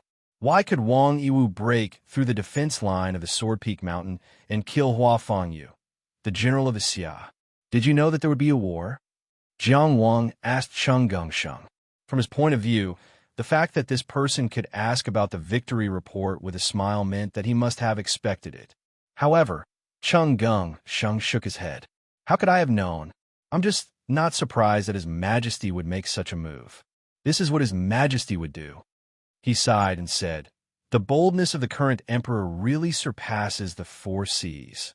The human body had 4 Cs, namely the spine C, the torso C, the limbs C, and the head C. They were also known as the heavenly passage C, the 5 prefectures C, the hidden star C, and the primordial spirit C. Cultivators often use their physical bodies to reflect the world. People often use the term 4 Cs to refer to the world. Jiang Wang himself was still imagining what the behind-the-scenes force, which had launched the 2 major events of Cui Ju's assassination of the emperor and Zhang Yang's crying temple, would do next. He was still feeling uneasy about the treacherous situation in Qi, as if a storm was coming. He was still guessing how Tianzi would react. How he cleansed the court. How would he avoid harming too many innocents and losing 800 of his own people? As for Emperor Qi, he had already made his choice. It was only the 3rd day after the master's ceremony, and also the 3rd day after Cui Ju's assassination of the emperor. The mobilization of the army of Spring Death could not have started today. This meant that when Cui Ju assassinated Emperor Qi and shouted, Shenwu's 31st year, the day Cui Ju assassinated Jiang Shu, Emperor Qi had already made a very decisive response. As for Cui Ju assassinated the emperor, as for Zhang Yang's crying temple, as for the next move of the behind-the-scenes force, as well as the various actions that they might lead, Emperor Qi's response was very simple. War. An extremely powerful and domineering war. Using an unquestionable victory to crush all dissatisfaction, sweep away all conspiracies, and suppress both domestic and foreign. Cui Ju assassinated the emperor was nothing more than to prove that Qi's situation was unstable. A national war to show the world whether Qi was stable or not. Zhang Yang's crying temple was nothing more than to prove that Qi mistreated its meritorious subjects and caused the emperor and his subjects to be at odds with each other. A national war to show the world whether Qi was loyal to the emperor and his subjects. Emperor Qi did not care about what the hidden force wanted to do. He would definitely not be led by the nose by the hidden force and fall into a myriad of suspicions and investigations. He let the patrol office investigate the case and let the night watchman provide military support. However, his real move was the army of Spring Death. Since he publicly announced that an assassin from Xia had come to assassinate Emperor Qi, then he would attack Xia. That morning, Cheng Gengsheng said that it was not important whether the assassin was from Xia or not. So that was what he meant. It was not important what the assassin said. It was also not important whether Xia recognized him or not. The most important thing was whether Emperor Qi believed that the assassin was from Xia or not. With the strength of Qi today, it was indeed as Jiang Wang had said when he faced the eastern region. Touch me and you will die. There was not much meaning in starting a war in the eastern region. It could easily cause panic among the countries and destroy Qi's long-term plans in the eastern region. Attacking Xia was different. Firstly, there was a good reason to attack. There was already a national hatred between Qi and Xia. After Xia changed its name to Shenwu, its era name had not changed. This meant that the desire to fight and avenge the humiliation had never disappeared. And this time, there was an assassin from Xia who openly assassinated Master Qi during his ceremony. It was a good reason to attack. Secondly, Xia was a big country in the southern region.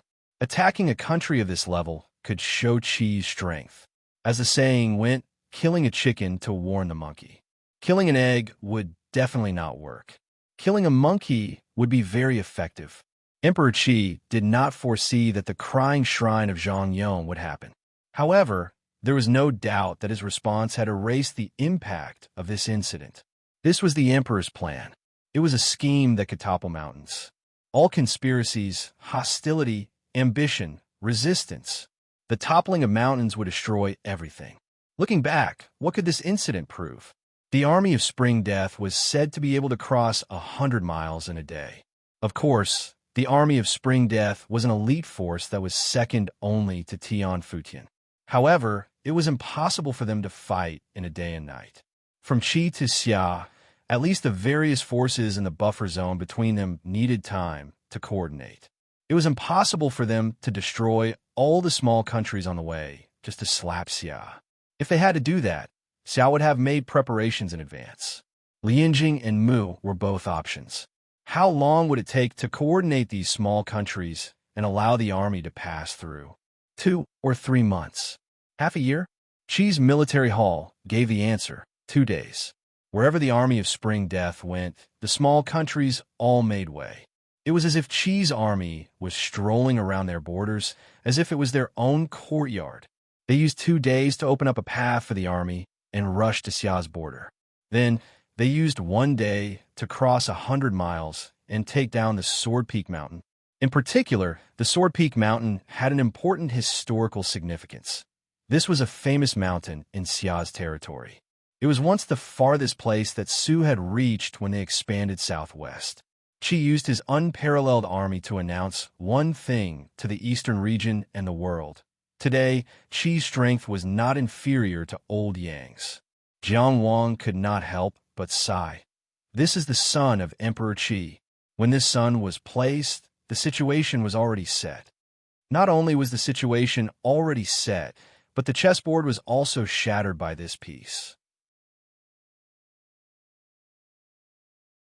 Chapter 1057. To be able to complete the task within 2 days, it was enough to show that the small countries between Qi and Xia had already been subdued by Qi. Whether they were willing or not, they could not resist any of Qi's decisions. It was probably no different from Yang, waiting for Qi to decide in one battle, or to keep it as a source of meridian unlocking elixirs. However, it was an expedition after all, and Qi only sent out Qi Jiufeng's army. It was not realistic to say that they wanted to destroy Xia in one battle. However, just the matter of conquering Sword Peak Mountain was already of great political significance. Not to mention, this battle could easily suppress the domestic situation and quell the unrest that had been planned for a long time. All that was left was to wait for the blue metal to slowly find out who was hiding in the dark. Cheng Gung Sheng said, "Uncle said that Xia has been restless all these years, and there will definitely be a battle between Qi and Xia. We did not expect this battle to come so early. This may not be the best time, but it seems like it is the right time. As for whether it can really achieve the effect of beating Xia, we will have to see how this battle turns out." Chongxian Chu Liang often discussed military strategies with Cheng Gungsheng. It could be said that Cheng Gungsheng's military skills were all passed down from Xiong Tu's day. As one of the top generals in Qi, Xiong Tu's sense of war was naturally not bad. Therefore, Qi Jiufeng's move had a third purpose: to beat Xia, curb their restless ambitions, and re-establish the political situation between Qi and Xia. However, it was definitely not enough to kill Hua Fengyu, who was in the outer level of supernatural powers. They had to defend Sword Peak Mountain. Let's return to this great battle. Although Xia had lost its prestige when it was competing with Qi, it was still one of the few big countries in the southern region. It competed with Wei in the east of the southern region, and both had their wins and losses. Of course, it could not be compared to Chu, which had almost unified half of the southern region, but it was definitely not comparable to Yang, whose ancestral temple had collapsed. Spring Death was the Qi's second most elite army, and they had 100,000 soldiers. It was impossible for all of them to invade Xia at once. Therefore, only a vanguard army broke through the Sword Peak Mountain and broke through the Sword Peak Mountain. In Wang Yiwu's death row prison camp, led by Sword Peak Mountain, Wang Yiwu, who was in the Inner Mansion realm, could kill Hua Fengyu. This was already Tianjiao's performance. However, he could not defend Sword Peak Mountain under the counterattack of Xia's army. How could he do this? Could the reinforcements of the Spring Death Army? Jiang Wang couldn't figure it out and lacked information. He could only say, "Let's wait and see." That day, he continued to cultivate. For ordinary people, an ordinary day. For those who worked hard, it was like 12 hours of hard work had passed. The atmosphere in Lindsay had changed so quickly. Just a day ago, everyone was still in a state of panic. Everyone was secretly hiding in a corner, discussing who would be the unlucky one and who would benefit from it. But today, everyone was discussing the front lines. Cui Ju assassinated the emperor. Zhang Yong cried in the temple. Previously, people were confused and uneasy, but now it has almost been ignored by people. How can the weak Xia fight against the Qi? We must capture the Xia emperor in the imperial ancestral temple. That might not be the case. The army will probably go over and slap him. How dare you assassinate the emperor? We will repay you with blood. Lindsay City was surging with such words. Everyone was paying attention to the war between Qi and Xia after 31 years. Most of the Qi people were filled with confidence. Qi's political situation was unstable. Emir Cui Zhu could not even take 100 steps in front of Emperor Qi. The Qi emperor mistreated the descendants of his officials. How did the descendants of a return marquis lose their hereditary title? The history books remembered it clearly. When it happened, there were many discussions and no one cared about that.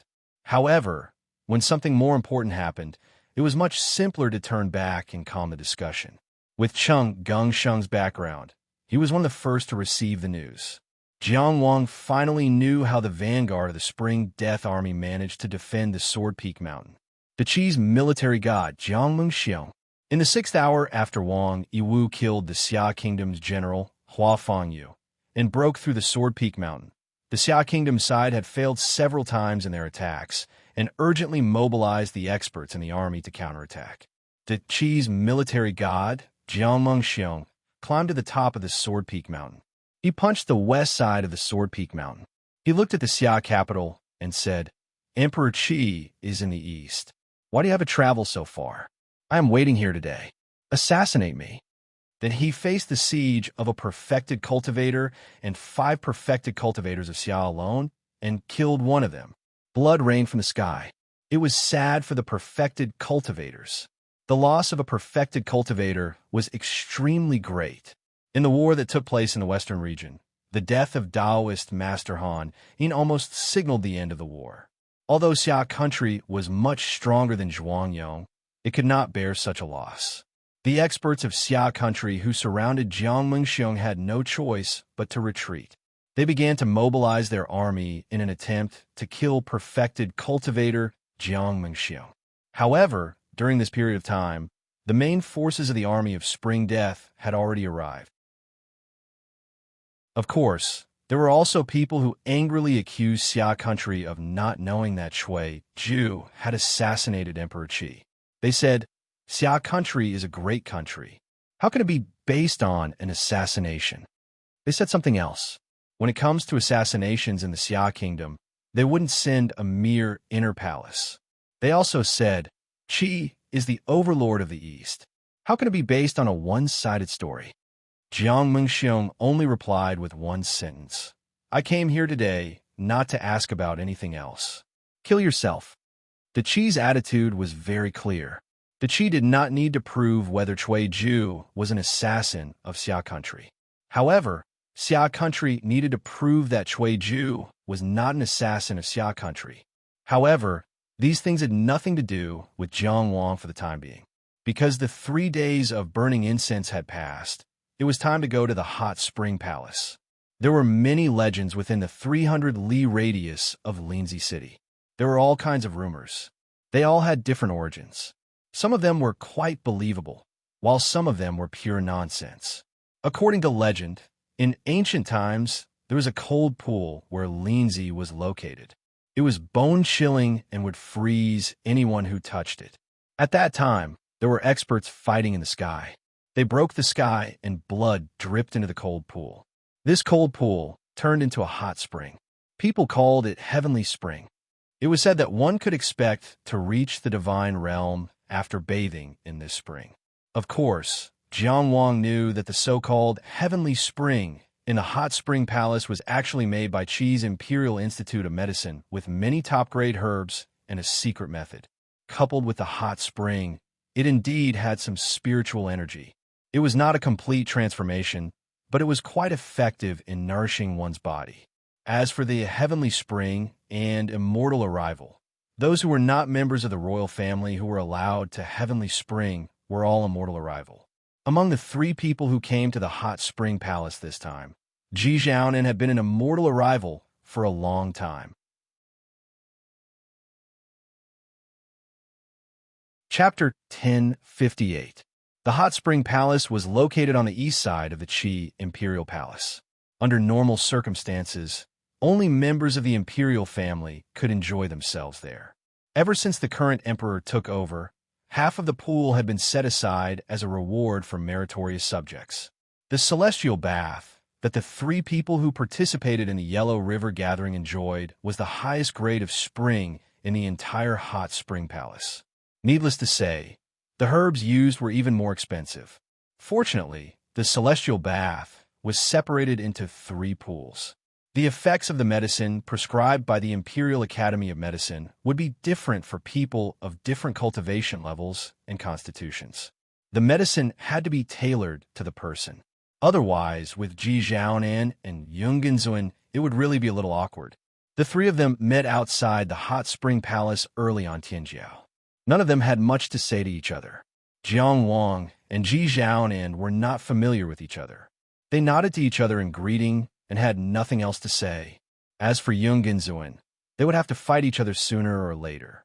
After understanding what had happened during his advanced studies at Jixia Academy, Zhong Xuanzuan was not as aggressive when they met again, but he was not as friendly as before. As for Ji Xiaonan and Yunganzuan, they did not seem to get along. They pretended that the other did not exist. The only good thing was that the 3 of them were able to remain calm. They each stood still, and they could cultivate while standing there. It was not that difficult. When the hot spring palace's eunuch came over and led them away, Jiang Wang felt more at ease. There was nothing romantic about the celestial bath. The eunuch led Jiang Wang to a pool made of green jade and left after bowing. There was an old man with a white beard beside the pool. He sat behind a long table and waited. He seemed to have a swift and decisive personality. When he saw Jiang Wang, he opened his needle bag and said, "Take a drop of the goat boy's blood." The needle bag was filled with needles of different lengths and colors. It was unknown what those colorful needles were used for. Just looking at them made one feel a chill run down one's spine. However, Jiang Wang knew about the process of taking blood. The eunuch had already told him the procedure. The imperial physician wanted to check his blood and then concoct a suitable medicine according to his physical condition. For the past 3 days, Jiang Wang had been burning incense and bathing in the Xiaoshan villa. In fact, he had also soaked in medicinal liquid, but naturally, it was far from comparable to the conditions in the hot spring palace. At best, it could only be considered a warm-up. Since they were already here, Jiang Wang didn't say anything. He sat opposite the old man and stretched out his right hand. The old man grabbed his hand with his dry and cold left hand, while his right hand hovered above the needle bag, as if he was hesitating about which needle to use. He began to chat casually. "I heard that a man from Qingyang town beat up an injured patient in the Imperial Hospital a few days ago." Jiang Wang's heart skipped a beat. Only then did he realize that the old man's grip was quite strong. He tried to pull his hand back, but it didn't budge. "How could I?" Jiang Wang forced a smile and said, "I just went to see my friend to express my condolences." The old man raised his eyelids. "Oh, your friend." Yes. Jiang Wang broke out in a cold sweat as he watched the old mister take out a red needle that was a foot long from the needle bag. God knew how such a long needle could be taken out from that needle bag that could be seen at a glance. A drop of blood, right? Lord Jiang confirmed again. The white-bearded old man stared at his hand, as if looking for the position of the needle. He didn't raise his head. "How do you define a drop?" "Jiang Wang, I was wrong. Jiang Wang apologized honestly. I won't cause trouble in the Imperial Hospital in the future. I promise you. Fisk, the white-bearded old man said. What are you nervous about? I'm already so old. Do you think I'll bully children like you? The red needle, which was about a foot long, lightly touched Jiang Wang's finger. He didn't even feel any pain as it disappeared from the old man's hand. Not even feeling any pain was the most terrifying thing. With Jiang Wang's current cultivation, he didn't feel anything when Jiang Wang took a drop of his blood while he was watching with his own eyes. This kind of strength was very thought-provoking. The old man loosened his grip, and Jiang Wang silently retracted his hand. He couldn't help but ask, Old sir, what's your surname? The old man shot him a glance. What, you want to go back and gather your scoundrel friends to block this old man's door? Are young people these days so ruthless? I'm already so old. How could I? Jiang Wang wiped his sweat. I just think that old sir's medical skills are brilliant, so I want to form a good relationship with you. The white-bearded old man took out a medicine box from somewhere and placed it on the long table. After opening it, he began to take out different medicinal powders and put them into a green jade bowl. He said, Oh, my surname is Lei. Jiang Wang stood up with a whoosh. He was wondering why this old man wanted to vent his anger for Master Lei. They were a family. How could this be? He had to change the imperial physician. I'm lying. The old man smiled like a child. My surname is One. Oh, imperial physician One. Jiang Wang's anxious heart was slightly relieved.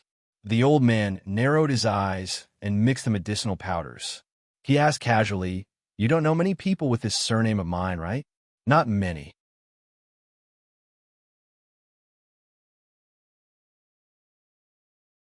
Chapter 1059.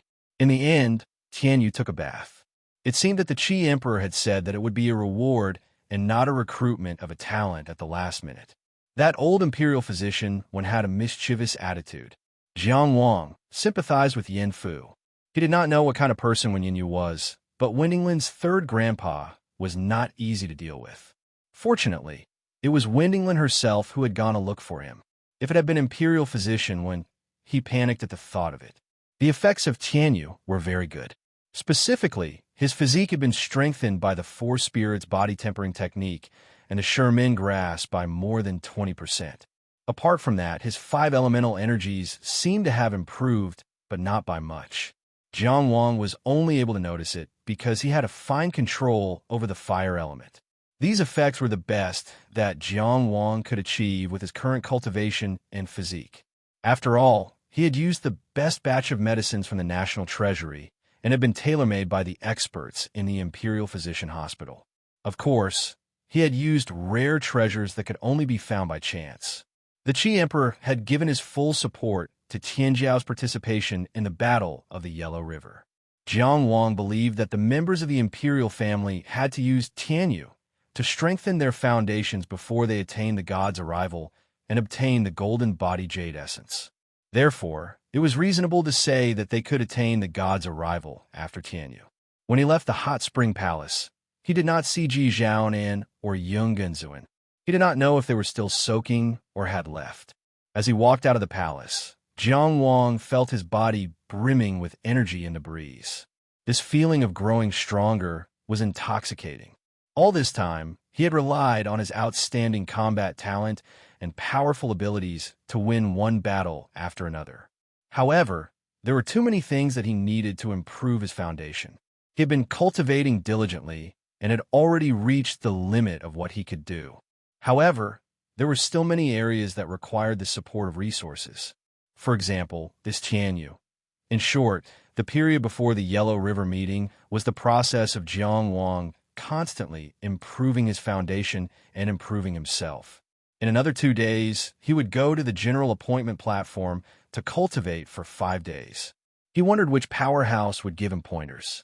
Jiang Wang thought about it and decided to choose the dynasty's secret method that the emperor had given him. Go and pick one that you can use. You can familiarize yourself with it in these 2 days. If there is anything wrong with your cultivation, you can ask the experts sent by the emperor to give you pointers. This was a rational use of resources. The National Treasury was located in the east of the city. and it was near the north gate in the east. This door was also known as the Society Door. It was the first gate from the north to the south. The gates of Kismet were two of the most special city gates out of the 108 city gates of Lindsay City. She is the god of earth. Ji is the god of grain. All living things were carried by the earth, and the people were fed by grain. Outside the Jixia Academy was Jixia Academy, a place to nurture talents for the country. Inside the gate was the Qi's treasury. It was not an exaggeration to say that it was Qi's most important place. Apart from the fact that there were treasury guards, this was also the place that the 9 soldiers, who were on duty around the capital, paid the most attention to.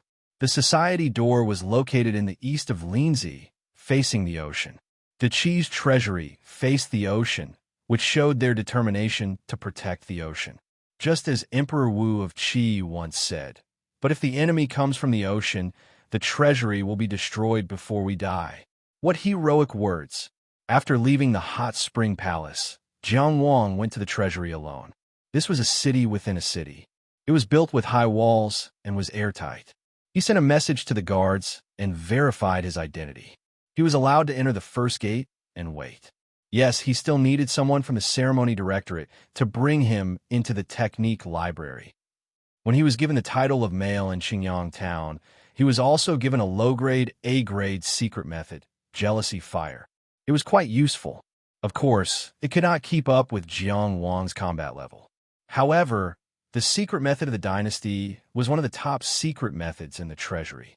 Most of the secret methods in the treasury were obtained from Qi's conquest of the world. Some of them were collected by the sects, and some were given as tributes.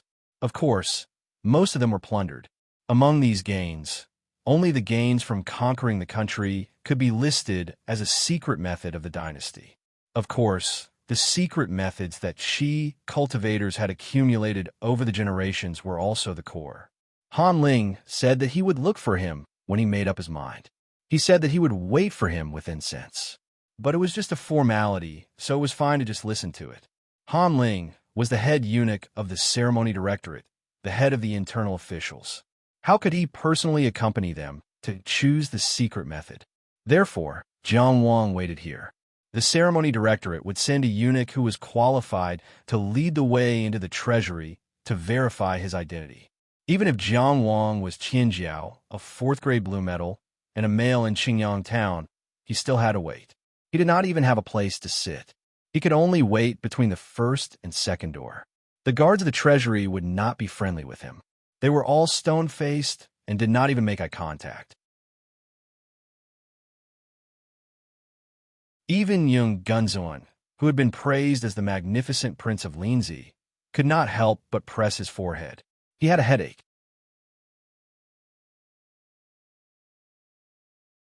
Chapter 1060. The sky was about to turn dark when Xiuji got off the sedan chair. Holding a brocade box, he hurriedly walked towards the treasury. After waiting for the guards outside the first door to verify his identity, he hurried a few steps and walked into the inner room. He began to apologize from afar. "Lord Jiang, I'm really sorry for making you wait so long. I was in the palace asking for orders and documents and wasted a lot of time before I could rush over." He was one of the 8 eunuchs in charge of the ceremony directorate. His position in the palace was not inferior to the other 8 eunuchs. Only then did he have the qualifications to obtain the key to the treasury. Although he couldn't be compared to head eunuch Han Ling, he was still one of the higher-ups among the internal officials. He apologized as soon as he saw him and explained the reason for his late arrival in a few words. It was very typical of his style of doing things. Logically speaking, the system of internal officials had nothing to do with external officials. He didn't need to be so polite to a 4th-rank blue medal. However, the title of Tianjiao of the nation was hard to say. It was possible for him to reach any position in the future. The treasury guards guarding the door were used to this and kept whatever thoughts they had to the bottom of their hearts. Jiang Wang withdrew from his visualization of the fire world technique. He didn't have the impatience of waiting an entire afternoon. He smiled and said, "It's fine. I know that some rules take a lot of time to follow." The internal official who appeared in front of him was a bit thin, but his facial features were gentle and his complexion was ruddy. His cultivation should be good, and his position in the palace shouldn't be too bad. Jiang Wang didn't impolitely size him up. After a glance, he calmly met the other person's eyes. "It's great that you can understand." Qiu Ji smiled and said, "Then let's go in. We won't delay your cultivation." "After you," Jiang Wang said politely. Speaking of which, Qiu Ji had seen many high-ranking officials, nobles, and disciples of famous families. However, it was rare to see someone like Jiang Wang who was neither arrogant nor impatient. He could see that the other person didn't have to be gentle because of his low birth. On the contrary, he had a certain confidence, as if he was ready to welcome anything at any time. That was why he could be so calm. As the eunuch in charge of the ceremony directorate, he had many opportunities to go out of the palace. Among the people he had met, there were also those who came from poor backgrounds but became famous overnight. Each one of them wanted to prove themselves more than the other, especially those who could not bear to be slighted. Jiang Qingyang was really different. However, these thoughts were only in Qiu Ji's mind. After Qiu Ji arrived, he took out the seal and verified his identity. Only then could the second door of the National Treasury be opened. However, he didn't see any gatekeepers. He didn't know where they were hiding. Following behind Qiu Ji, they saw an iron wall. On the wall, there were carvings of all kinds of strange beasts. There were alleys and corners on both sides. They kept to the left. Qiu Ji held half of the token in the brocade box, and the other half was in the hands of the warden of the Library of Arts. They had to rely on the document issued by the ceremony directorate to move it. This was also the reason why Qiu Ji said that requesting the token and document took a lot of time. Jiang Wang followed behind the eunuch, allowing him to deal with all kinds of inspections. In short, it was very complicated and confusing. Finally, they arrived at the corresponding door of the library. After Qiu Ji matched the token of the warden of the library, the door of the library slowly opened. It was not as tall and grand as they imagined. There were only rows of stone shelves with books of all kinds of materials. Of course, there were also some jade slips, bamboo slips, and the like. They were arranged neatly according to their categories. There was no dust. The collections here were regularly maintained, replaced, and supplemented. The large and small protective formations here were enough to ensure that they would be preserved for a long time. This is the library of the inner mansion level. Qiu Ji introduced, "You can choose from here." The warden of the library was wrapped in armor. Other than his eyes, nothing else could be seen. He didn't speak either. He just followed behind Qiu Ji and Jiang Wang silently. It seemed that he was purely supervising them. It was good to choose freely, but there were too many choices. It was enough to make one dizzy. Jiang Wang looked around for a while, but did not see the type of secret art he wanted. Qiu Ji stood to the side and suddenly smiled. "Before I came, I had a little understanding of the techniques here. If Lord Jiang Ju believes me, you can tell me your request." "That would be great. Of course I believe in you." Jiang Wang had no reason to refuse. He immediately said sincerely, "I want an eye technique." Qiu Ji smiled and walked forward without hesitation. He stopped in front of the 27th row of bookshelves and said, "These are all inner mansion level eye techniques." Jiang Wang followed him to take a look. The row of stone bookshelves was indeed filled with all kinds of eye technique manuals. Whether it was the books or the jade slips, they were not allowed to be flipped through directly. For many cultivators, once they had seen it, they had learned it. However, there was a wooden tablet beside each eye technique. The tablet roughly recorded the origin of the secret art and its general effect.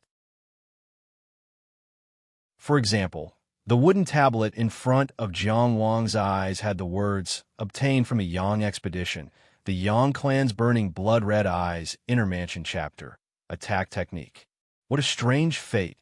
Jiang Wang had participated in the Yang Destruction War and received a noble title for his military exploits. Now, he saw the Yang Kingdom's royal family's eye technique manual in the Qi treasury. There seemed to be some kind of entanglement in the unseen world. Of course, this eye technique was not to his liking. The Yang Kingdom's royal family's secret art was definitely not weak. However, Jiang Wang's priority now was to choose an eye technique similar to Li Longquan's candlelight divine power to complement his immortal sound and hearing to complete the knowledge section.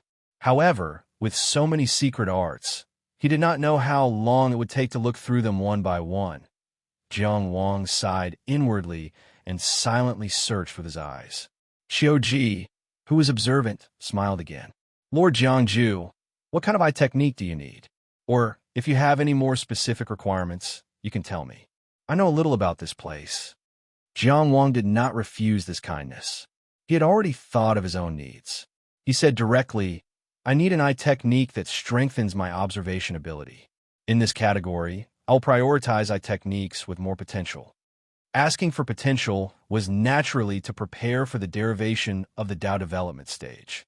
Even though Jiang Wang had never learned any pupil techniques, an intermansion stage pupil technique might not be of much help to him with his current strength. Therefore, he considered more long-term. The Dao development stage could derive the secret arts to a higher level. It also required the secret arts to have a certain amount of potential. For low-level Dao arts, like the poison-swallowing stinger, the derivation of the poison-swallowing flower would reach its peak.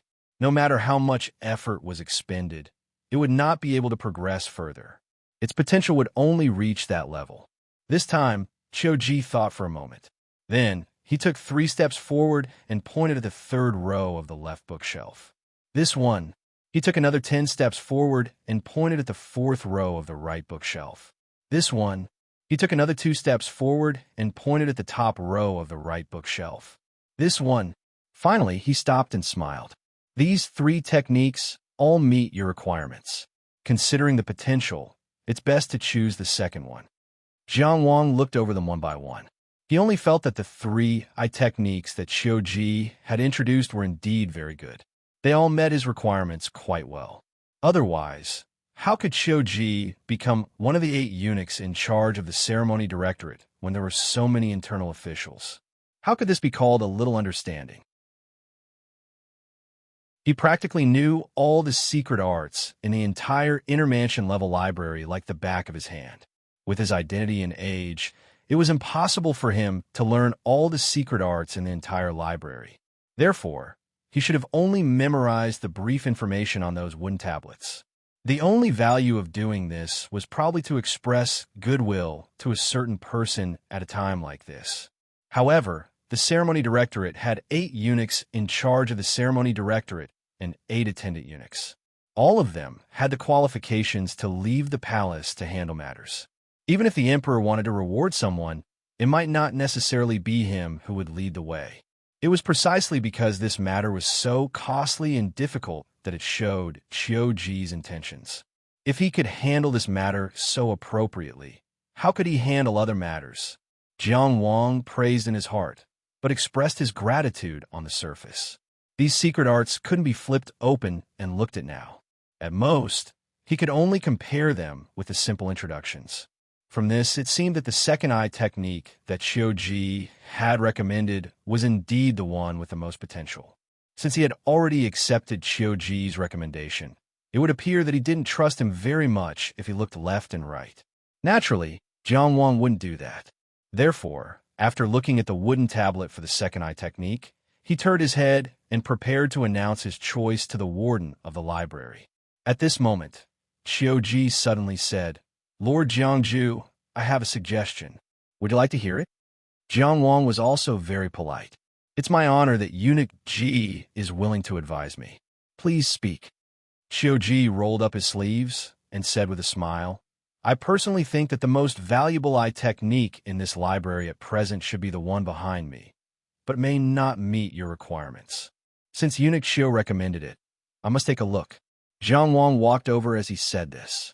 From beginning to end, the warden of the library didn't say a word.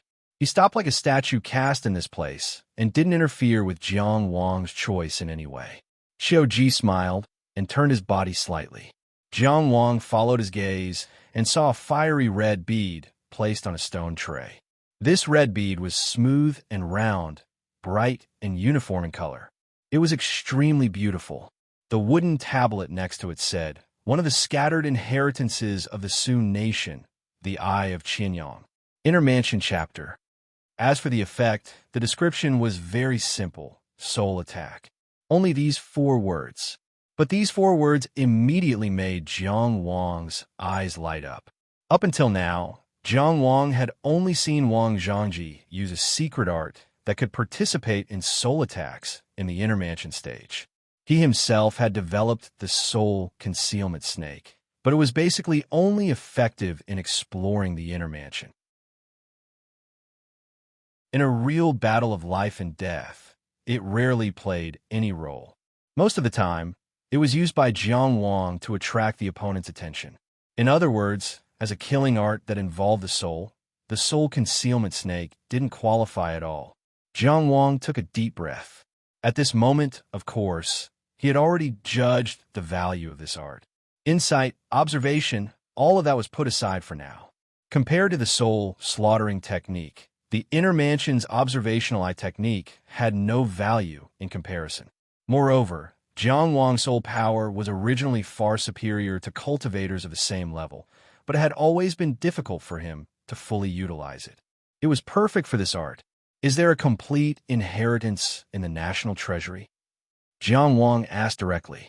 Qiu Ji smiled and said, "There's an Outer Mansion chapter. As for the chapter after God's arrival, it has already been lost. Whether in terms of potential or effect, it is the best eye technique in the library now." It didn't matter that it was lost. Since there was a God-level cultivation method after it, it meant that it had the potential to reach a higher level. He might be able to deduce it on the DAO development platform. This was undoubtedly the best choice. However, Jiang Wang didn't make a decision immediately. He glanced at the red pearl that recorded the Eye of Qianyang again and forced himself to look away. He looked at Qiu Ji and said, "I wonder why you are helping me so much?" Jiang Wang has little talent and little virtue. To be honest, I feel a little guilty at this moment. There was some surprise in Qiu Ji's eyes. Obviously, he didn't expect Jiang Wang to resist reaching out at this moment. "Lord Jiang, a Tianjiao like you will represent the Qi to participate in the battle at the Riverview platform." He smiled more sincerely. "If I can help you, I will be helping the Qi and His Majesty. You don't know how satisfied I will be. This isn't against the rules. It's just a little more effort to memorize it. Why wouldn't I do it?" These words are really beautiful. Most importantly, the words "not against the rules" convinced Jiang Wang. This meant that even if Qiu Ji had any requests in the future, it would be not against the rules. Jiang Wang thought for a moment and cupped his hands. "Then I thank you, Lord Jiang." Qiu Ji smiled, but didn't say anything. Jiang Wang then said to the spell library warden, I choose the Eye of Qianyang." The spell library warden, who was covered in armor, spoke for the first time. Previously, when he talked to Qiu Ji, he only checked the token seal and didn't say anything. "Please." His voice was very dull and had a feeling of oppression. "After you choose, this technique will be sealed for 3 years. There won't be a second person learning it for 3 years." This was a benefit. No matter how strong a technique was, its value would decrease if more people learned it. That was because there were countless geniuses in the world. The more it was spread, the faster it would be solved. Jiang Wang didn't say anything else. He reached out and grasped the fiery red pearl. When his spirit touched it slightly, the relevant records of the Eye of Qianyang flowed into his mind. He closed his eyes and felt it for a while. When he opened his eyes, they were full of admiration. Although it was only a flicker of light and was far from mastering it, this Eye of Qianyang already surprised him. As expected of a secret technique passed down from the Ming Nation, the Sunrise Nation that once unified the eastern region left behind an inheritance. Even if it was only at the inner palace level, it was still marvelous. Compared to the spirit snake concealment technique that he explored himself, it was indeed incomparable. Jiang Wang carefully put the red pearl back into the stone tray. The spell library warden didn't say anything else. He only placed his palm on the stone bookshelf. The stone tray actually closed into a ball and wrapped the red pearl in it. Then the entire stone ball began to sinking into the stone base that was like a water surface. The next time it appeared would be 3 years later. During this time, even if someone received a reward and entered the spell library, they wouldn't be able to learn the Eye of Qianyang. Jiang Wang followed the rules and didn't probe too much into the spell library warden. After learning the Imperial Secret technique, he left the spell library with Qiuji. The two of them went back the way they came. As they walked, the spell library warden disappeared. Jiang Wang didn't know how he disappeared, and he didn't want to know. The Qi Empire was powerful in the eastern region and naturally rich in the east. The value of the various treasures in the national treasury was immeasurable. Who knew how many experts were guarding here? Asking less, looking less, and suppressing curiosity was the right thing to do. As the eunuch of the ceremony directorate, Qiuji had been here countless times, but he still didn't look sideways. This was a good example. Following Qiuji, they walked out steadily and passed through many checkpoints. After repeated verification, they were finally able to leave the national treasury. After leaving the city within the city, they were still in the majestic city. It was already nighttime in Linzi. The sky was dotted with stars, and the lights in Linzi city at night were like dragons. The young eunuch waiting outside the national treasury had already lifted the curtain of the sedan. Qiuji clasped his hands and walked towards the sedan in the palace. Jiang Wang followed 2 steps and said, "I really don't know how to thank you for today's matter." Qiuji was one of the 8 eunuchs in charge of the ceremony directorate. To be honest, he didn't have any way to help him.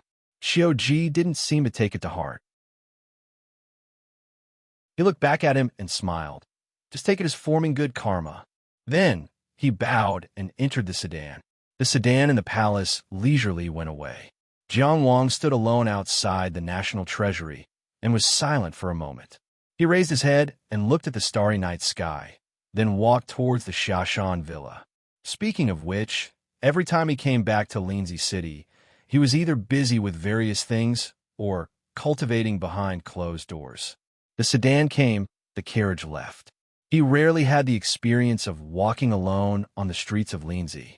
He swam freely in the noisy crowd. In the bustling city, he silently pondered the secret of the Eye of Qianyang. This technique was passed down from the great Yang Empire that unified the eastern region and sought to dominate the world. Although it was only a fragment of the inner mansion level, it was still very domineering and vigorous. At the beginning of its cultivation, one had to draw the light of the scorching sun into the eye at noon every day. Supplemented by the power of the soul, it had to be refined into the eye through a secret technique. Once completed, one would be able to draw upon the power of Qianyang. In a battle at the level of the soul, it was extremely domineering. Compared to the fire world technique that he was still exploring, the complete cultivation method of the Eye of Qianyang was undoubtedly much easier to grasp. Unfortunately, it wasn't noon and he couldn't immediately try it out. Jiang Wang didn't relax after carefully studying the secret of the Eye of Qianyang. Instead, he continued to deduce the fire world technique. As he walked slowly, he was immersed in the boundless mysteries of the world of techniques. It was at this time that Xiaoyu saw this young man strolling amidst the crowd in the slowly passing carriage. She saw him strolling leisurely, so harmonious with the crowd on the streets of Linzi. Yet he also had an independent charm, like the stars and the moon. "Who is this person?" The person beside her asked. "Jiang Wang, the person who secretly learned your blade technique at the last moment." Xiaoyu lowered the curtain of the carriage window. "He is someone worthy of my blade." The lights of the human world and the stars of the sky were clearly distinguished. The horse pulling the carriage didn't make a single sound. In silence, the carriage drove out of Linzi City. Chapter 1061. For days after the master's ceremony, he was still cultivating. Jiang Wang didn't know if it was because of the celestial bath, but he felt that the fiery bone lotus behind him seemed to be more agile. Whether it was the absorption of astral power or the gathering of totemic power, they were all easier. With this as a foundation, the progress of the fire world technique was also faster. He wasn't in a hurry. This was a killing technique born out of the thunder world technique. If he used it well, it would be a killing move. If he couldn't control it well like Lei Zhanqian, it would become a flaw instead. It was better not to use it. It was a fool's dream to hope that the Tianjiao on the Riverview platform wouldn't notice any flaws. Only the absorption of astral power was far from enough, even if it increased a little. On the way to the Riverview platform, he would have to pass by Xingyue Plain. If there was a chance, he would definitely stop there for a night. He just didn't know how to arrange the team for the Yellow River meeting. When the sun was high in the sky, Jiang Wang stopped cultivating the fire world technique. He walked out slowly and stood in the courtyard, looking up at the sky. One couldn't look directly at the sun with the naked eye. This was something that even a 3-year-old child knew. The endless light could easily burn one's eyes blind. The brighter one's eyes, the more dangerous it was. Before Jiang Wang raised his eyes to look at the sky, he had already constructed a protective layer based on his true qi and mixed it with the power of his soul according to the secret technique of the Eye of Qianyang, covering his left eye. The Eye of Qianyang was cultivated in his left eye. As for his right eye, it was covered in a layer of red light. Naturally, it was the divine light of the true samadhi fire that prevented his eye from being damaged by the sun. Speaking of which, the cultivation of the Eye of Qianyang was described as starting from before the transcendent level. It was washed with potions, then moved from the meridians to the heavenly cycle, to the heavenly path, to the soaring dragon. Step by step, it progressed step by step. With Jiang Wang's current strength, he could easily skip the previous steps and start from the inner mansion realm. Just in case, the red light on his right eye was the only thing he could use. The divine power of the true samadhi fire was also waiting in the first inner mansion. Once he showed signs of being poisoned, he would immediately use the true samadhi fire to neutralize it. When Jiang Wang looked at the sun, it had already shrouded him. That moment of blinding light almost caused him to cry. However, Jiang Wang himself was not affected at all by the natural reaction of his eyes. Strictly following the secret method passed down from his homeland, he seized the light of the scorching sun and planted it into his left eye. He quickly lowered his head and closed his eyes, continuously sending his soul, energy, and true essence into his left eye. Amidst the stinging pain in his eyes, he used the secret technique of the Eye of Qianyang to strengthen the various aspects of his left eye. Through the light of the scorching sun that he had planted, he quickly felt his gaze. This was a wonderful thing. The mysterious man in Wensi County could detect the gaze. The warrior Wang Ao could break the murderous gaze of the Blood King, and Zhang Yong could catch his gaze. The three of them relied on different things. Now, he could finally feel his own gaze, which made the word gaze from a concept as light as a feather to an actual reality. The next step was the most difficult part of cultivating the Eye of Qianyang. According to the records of the secret technique, the next step was to use the soul energy and true essence to weave a thread together and then merge it with the thread of the gaze. This required an extremely fine control of true essence, as well as the control of the soul energy. When the members of the imperial family of Qianyang cultivated this art, they all started training from a young age, gradually developing fine control, and then increasing the difficulty step by step before finally succeeding. Jiang Wang's powerful soul energy, which far surpassed that of cultivators of the same level, displayed a great advantage in the process of cultivating the Eye of Qianyang. He had already come into contact with battles at the soul level more than once, and was very experienced in the use of soul energy. And fine control of true essence had always been Jiang Wang's strong point. The most difficult part described in the secret manual did not make him feel that it was very difficult. On the contrary, when the conditions were right, success would naturally occur. When he opened his eyes, his left eye suddenly flashed with crimson light. His entire eye was covered in crimson. Compared to his black and clear right eye, it had a strange and indescribable beauty. And most importantly, Jiang Wang felt that he could now start a battle at the soul level at any time, and use the Qianyang force to construct various killing techniques to destroy the opponent's soul, although it was only one killing technique of the inner mansion stage. But this was enough to show that it was only the first time he looked at the sun and the eye of Qianyang was already at the initial stage. Jiang Wang withdrew the eye of Qianyang, but he did not become complacent. Instead, he began another cultivation.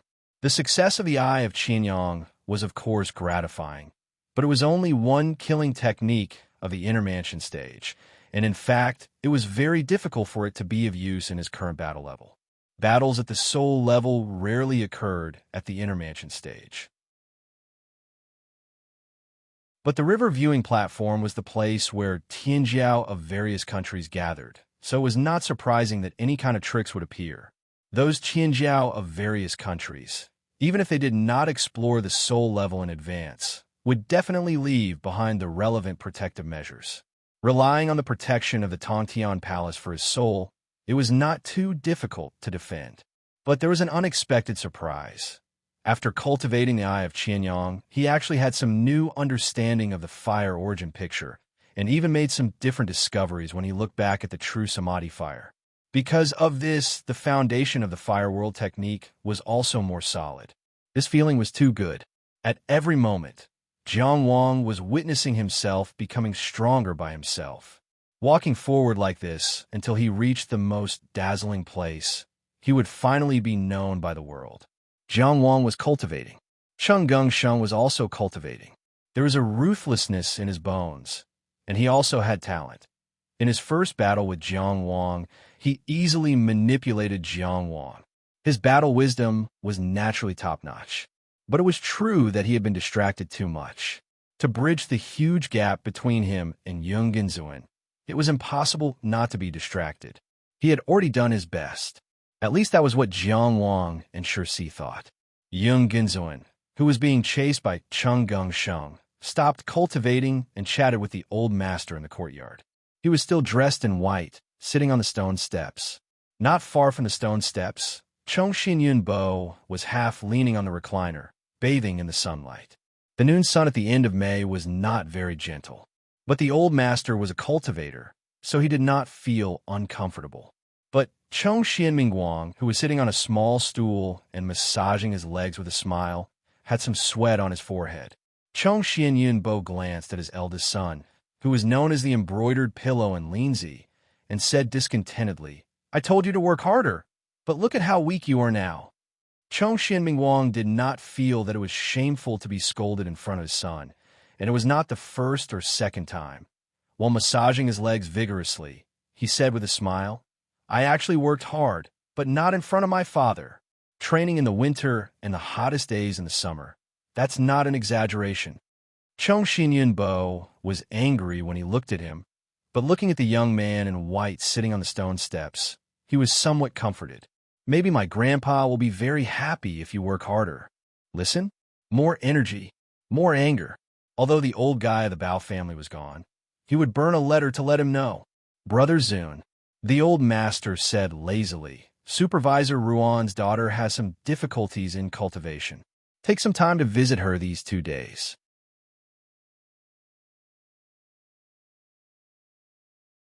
Chapter 1062. As soon as old master Zhong Xian finished speaking, the atmosphere in the courtyard immediately changed. Zhong Xuanmingguang couldn't help but slow down his kneading action. Yung Genzuan was originally in a good mood. Although it was said that Wang Yiwu and his father had joined forces, and in less than a year, Wang Yiwu's business was gone. It was indeed a headache. But that fellow had sent back news of Yung Genzuan's victory from the Jianfeng mountain of the Xia kingdom. It had boosted his mood. Especially today, the 3 generations of grandfather and grandson were chatting happily. It was a joy in life, stealing half a day of leisure. But the old man's words, the only person who could be friends with Marquis Baoong, was naturally Ruan Xiao of the Imperial Astronomer.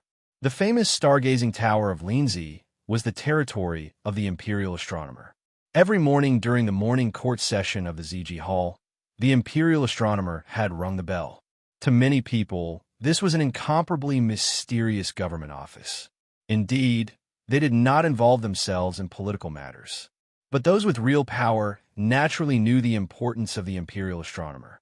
But then again, the position of the Imperial Astronomer was extraordinary, and Ruan Xiao was not someone that ordinary people could come into contact with. If not for the fact that Cheng Xianmingguang had been in the military all his life and was highly respected, his descendants might not have had the opportunity to guide Ruan Xiu's daughter. But although it was an opportunity, it was not something that everyone wanted. At that time, Yung Gunzuin was lazily sitting on the stone steps. His left hand was on his left knee, holding a scroll and gently hanging down. He listened to his father and grandfather's idle chatter.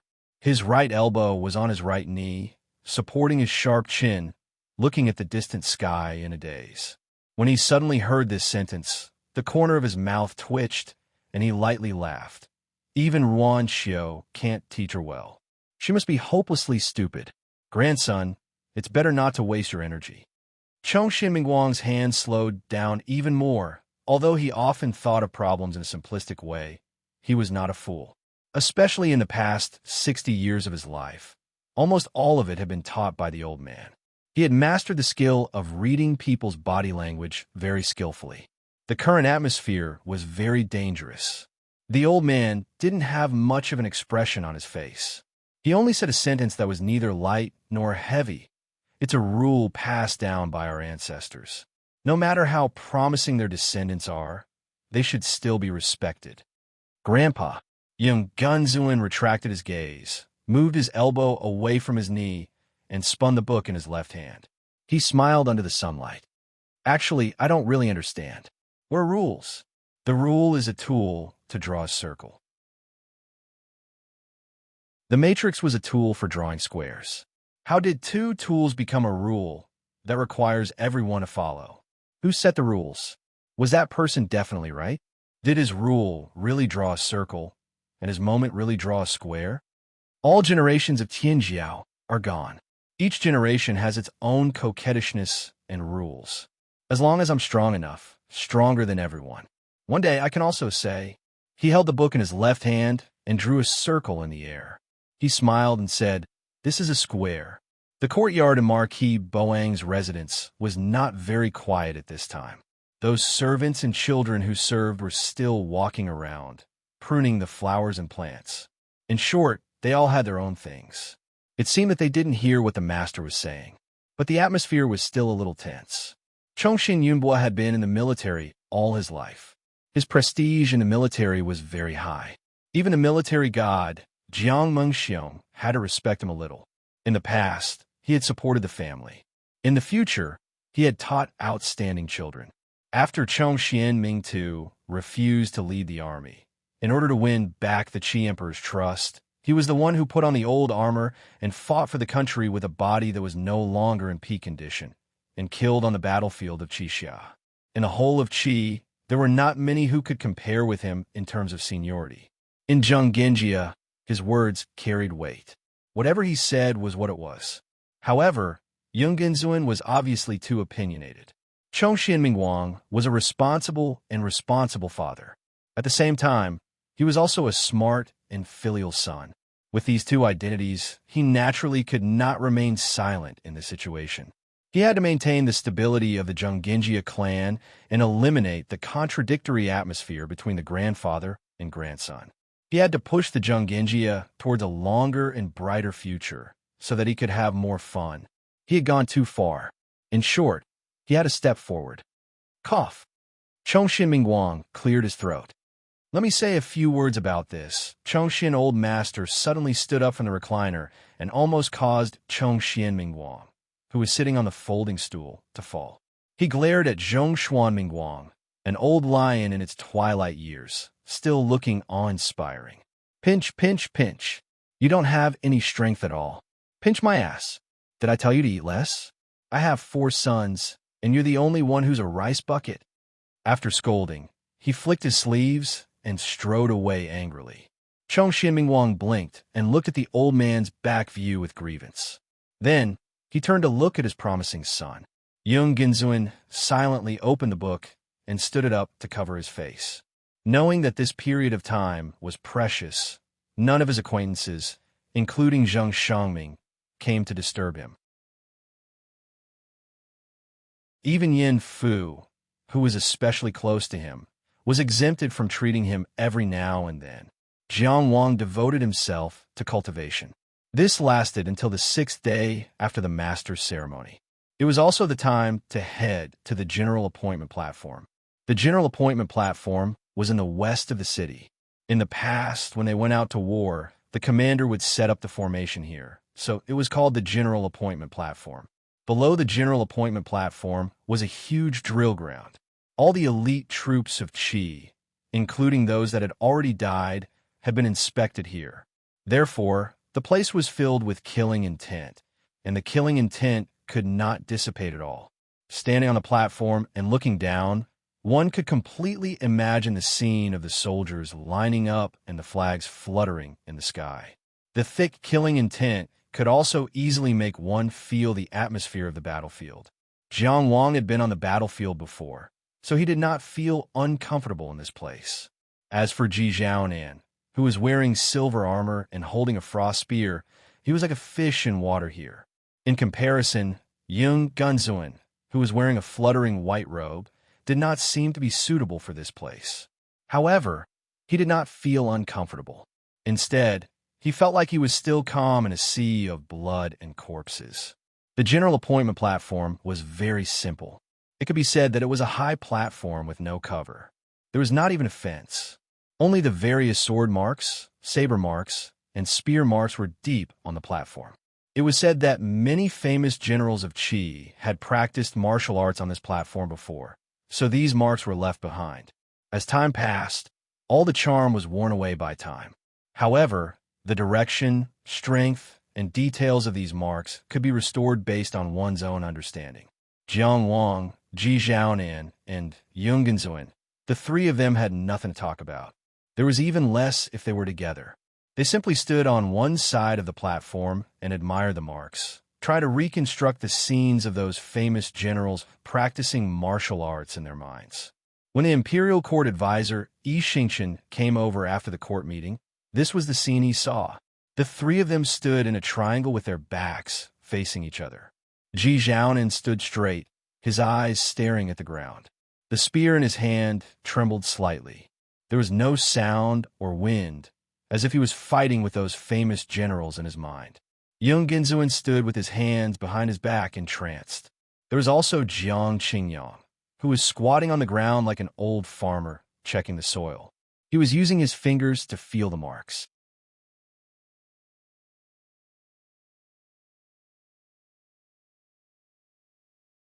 He decisively tossed aside his curiosity about Yi Xingchen's so-called little trick and said directly, "I've been researching a new technique recently, and there are indeed many areas that I'm confused about." Just like that, he described all the problems he had accumulated regarding the Fire World technique. Yi Xingchen listened quietly and said, "Leishi has the ability to control lightning, but your true Samadhi fire does not focus on controlling fire. Instead, it focuses on attacking. The construction of this technique is entirely dependent on your own control. Of course, it's much more difficult than a lay family's kid." He immediately saw where the problem lay and where Jiang Wang's inspiration for the Fire World technique had come from. One had to know that the Lightning World technique had only appeared at the Great Master ceremony. It seemed that this person wasn't bragging when he said that he could answer all the questions regarding the technique. Don't copy blindly. The true Samadhi fire and Leishi are completely different in nature. Why don't you change your perspective and use your totem as the crux? Your flame totem is very orthodox and ancient. It has the potential to become the foundation of a world of techniques. However, it's not deep enough. I'm sure the person who lit it for you is somewhat inexperienced. The High Fire tribe was indeed a tribe with a long history on the floating continent. It was only because generations of shamans had devoted themselves to researching the dark sky totem that they had fallen into decline. Yi Xingchen continued, "However, that person is very intelligent. With a stroke of genius, he connected your flame totem with the bone lotus pattern. A miraculous connection was formed between the two. It also seems to have been infected by some kind of power, causing them to form a new totem." Jiang Wang had the misconception that he was completely naked. It was as if he couldn't hide any secrets from the other party's eyes. Apart from the names of the flame totem and the bone lotus, Everything the other party described was very close to the truth. Was this a court advisor or a diviner? Could these things really be seen through the eyes? As for the inexperienced and intelligent person Yi Xingqian spoke of, it was indeed the high fire Qiming that had leaped into the dark sky totem in Jiang Wang's mind. Jiang Wang wiped away all thoughts of miscellaneous life and focused on the lecture. Your bone lotus pattern is very clean. I thought it would be connected to a certain evil god. Yi Xingqian smiled. Of course it was clean. It was just an ordinary divine seal, and Zhuang Changxian had personally erased the connection. This new totem is very divine, although origin totems are essentially the negation of gods. Was this a Tao master? Could he really see through the essence of things? The floating continent did indeed believe that gods were thieves of the origin. Yi Xingqian continued, you can try to use this bit of divinity to describe the changes in the spell world. In the natural growth, with the protection of the true samadhi fire, you can create the fire spell world you want. Wisdom imbuement. The problem that had troubled him for many days was solved in one day. Jiang Wang was instantly inspired. He no longer simply imitated the Thunder Realm and used the true Samadhi fire as the core. Instead, he used the advantage of his fiery bone lotus, combining the characteristics of totem power and star power. With the fiery bone lotus as the foundation, he built a fire world. This world was so wonderful. First, there was the fire seed. In the state of emptiness, the fire seed was born. It was a crimson fire seed that was exactly the same as the divine ability seed in the first inner mansion. It represented the true Samadhi fire. With the fire seed, there would be light, there would be life, there would be everything. At the center of this world, the fire seed bloomed in the form of a flame flower. The flame flower was the most exquisite Tao technique Jiang Wang had mastered in his early days. It was also the foundation of many Tao techniques later on. It bloomed like a fire lotus. It was shaped like a bone lotus, but it was condensed by fire. And then, chirp, chirp, chirp, in the center of the fire lotus, a flame sparrow flapped its wings and chirped as it flew up. This world became alive. Totem power built the foundation of this world. Star power formed the sky of this world. The true Samadhi fire was the origin of this world. In Jiang Wang's understanding and evolution of fire became the vitality of this world. When Jiang Wang opened his eyes from that indescribable feeling, a small world of fire, it floated before his eyes. The sky was round and the earth was square. This world was unique. Although this world wasn't as violent and powerful as the one built by the Thunder Realm, it was more vivid, more concrete, and more real.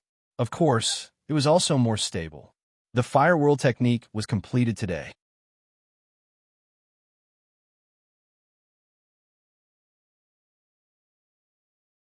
The person who came was the Qiu Slaughter Army's commander-in-chief, Chongxian Chuliang.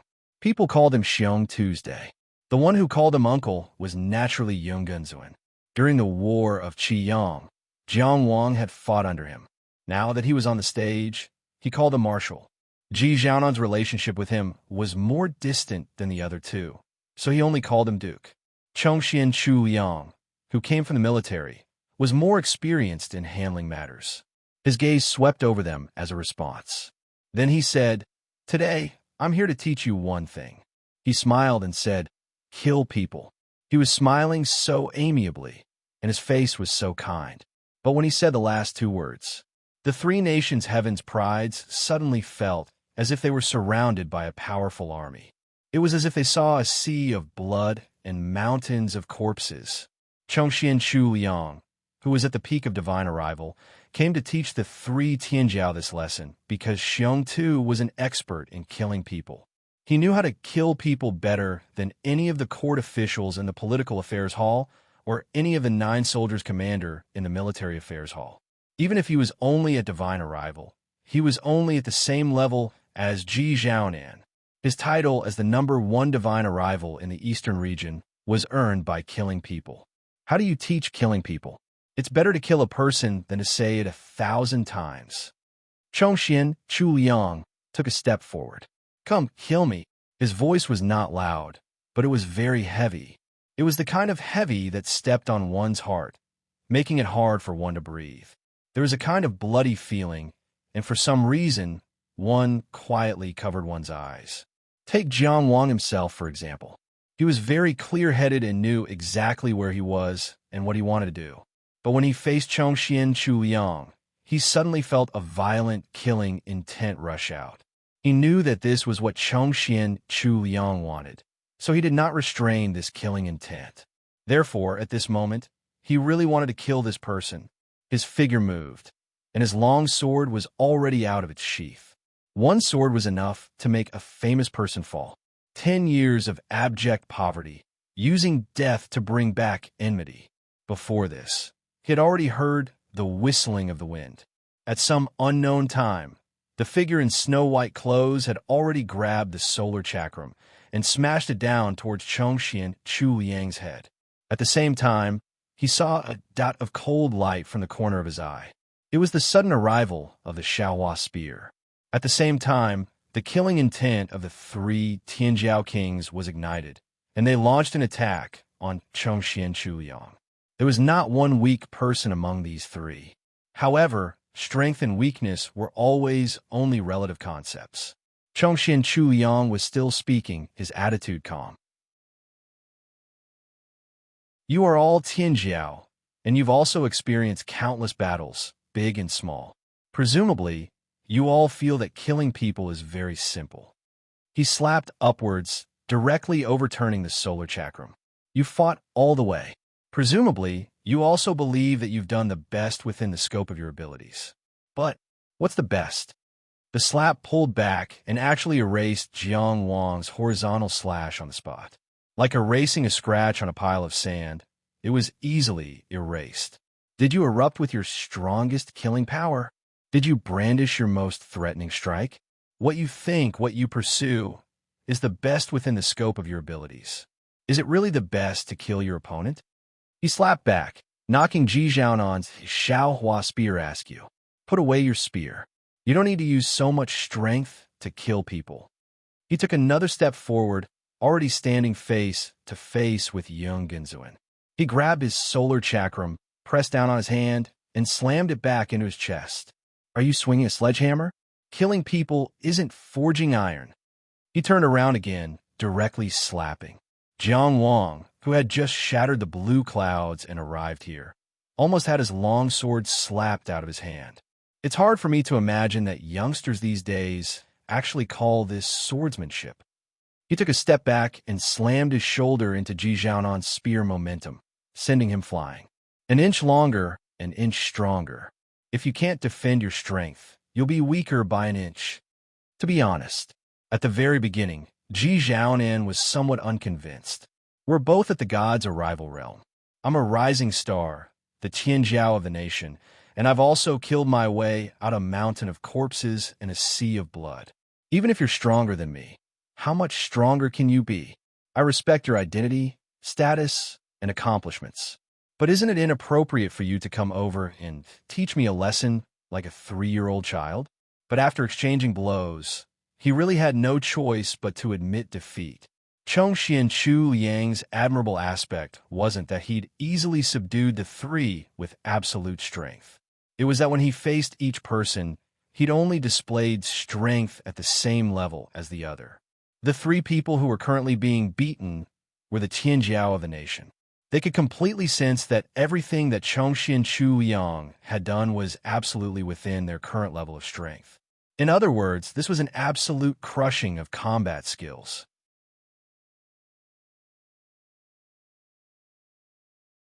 Chapter 1065. The 3 days of Yixingqian's guidance passed by very quickly.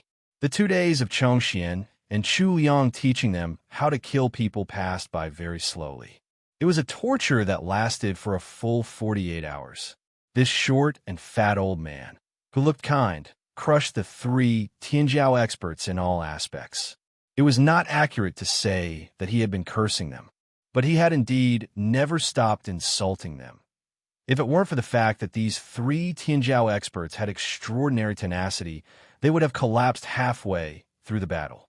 When Chong Xian and Chu Liang finally took a step back, they ended the sparring that had lasted for 2 days.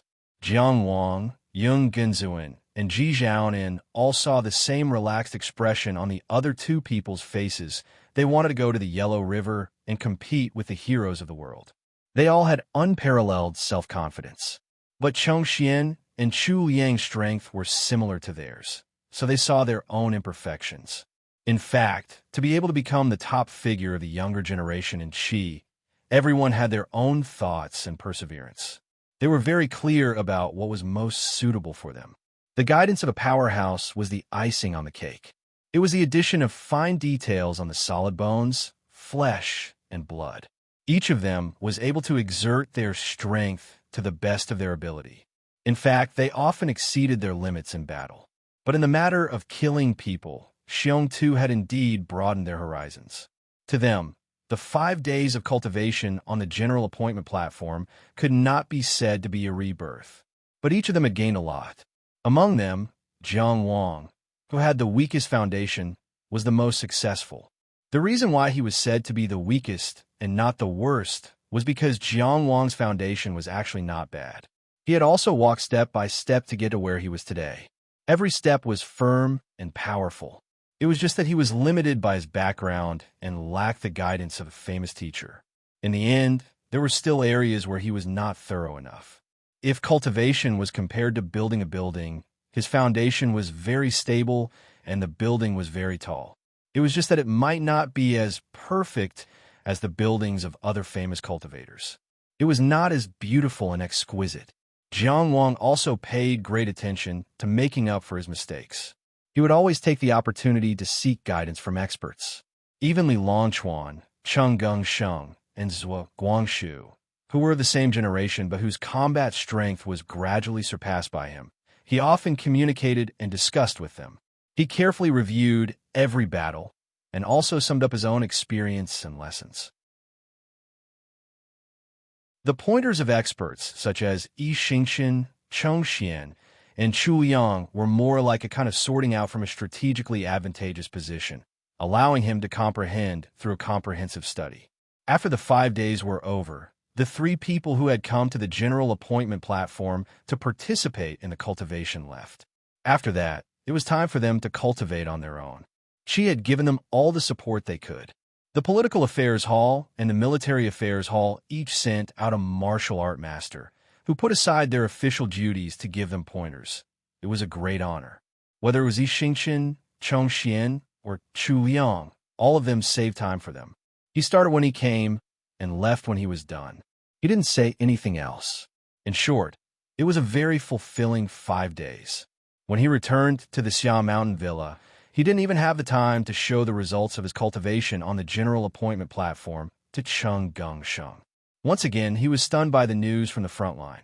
Speaking of which, before he went to the general appointment platform to cultivate, the last news he received about the front line was that the Qi's military god, Jiang Mingxiong, climbed the Sword Peak Mountain alone.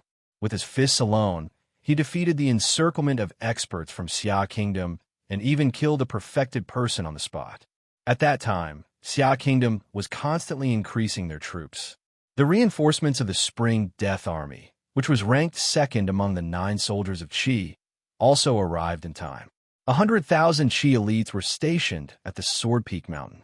A country war that shook the modern world was about to enter the stage where victory and defeat were decided. After Jiang Wang left the general appointment platform, the result of Qi's initiative to attack the south had already been decided. Xia Kingdom's 500,000 soldiers attacked for 3 days, but they still couldn't break through the Sword Peak Mountain that Jiang Mengxiong personally led.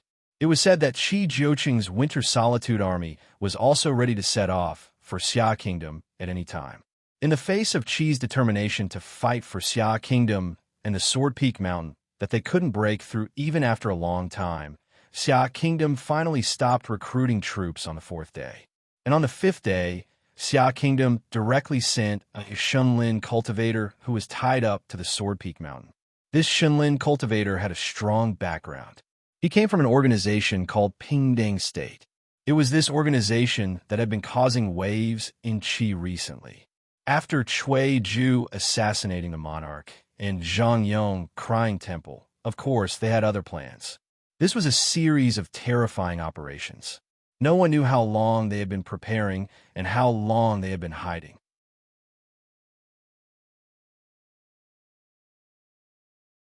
Without sufficient preparation, it is not a wise choice to provoke either side, especially at the moment when the Yellow River Conference is about to start. After thinking about it, the only country that can really become a threat and can immediately attack is Xia State. The only thing is to make this decision immediately after the assassination of the monarch, to put aside the domestic situation and look outside of the eastern region. It really requires too much courage. Only a hero can do this. As he said this, Cheng Gongsheng was practicing a secret technique. In front of him, 9 fist-sized iron balls were shuttling back and forth under his control. I wonder what kind of organization this Pingding State is. Looking at the iron balls flying in front of Cheng Gongsheng, for some reason, Jiang Wang suddenly thought of the very troublesome blue metal arrestor Lin Yuxi. Zheng Xiaoming said that Wu Jie protected Lin Yuxi and let the inspection office cover up Lin Yuxi's credit for investigating Zhang Yong. Now it seemed that this was indeed a mature move. Pingding State, what is this organization trying to do? Today is a big promotion. Brothers and sisters, this is the first time the Red Heart Survey has a recommendation of this level. This is the result of our hard work. We must have momentum. Please give all your monthly votes to the Red Heart Survey. Today's update is 10,000 words.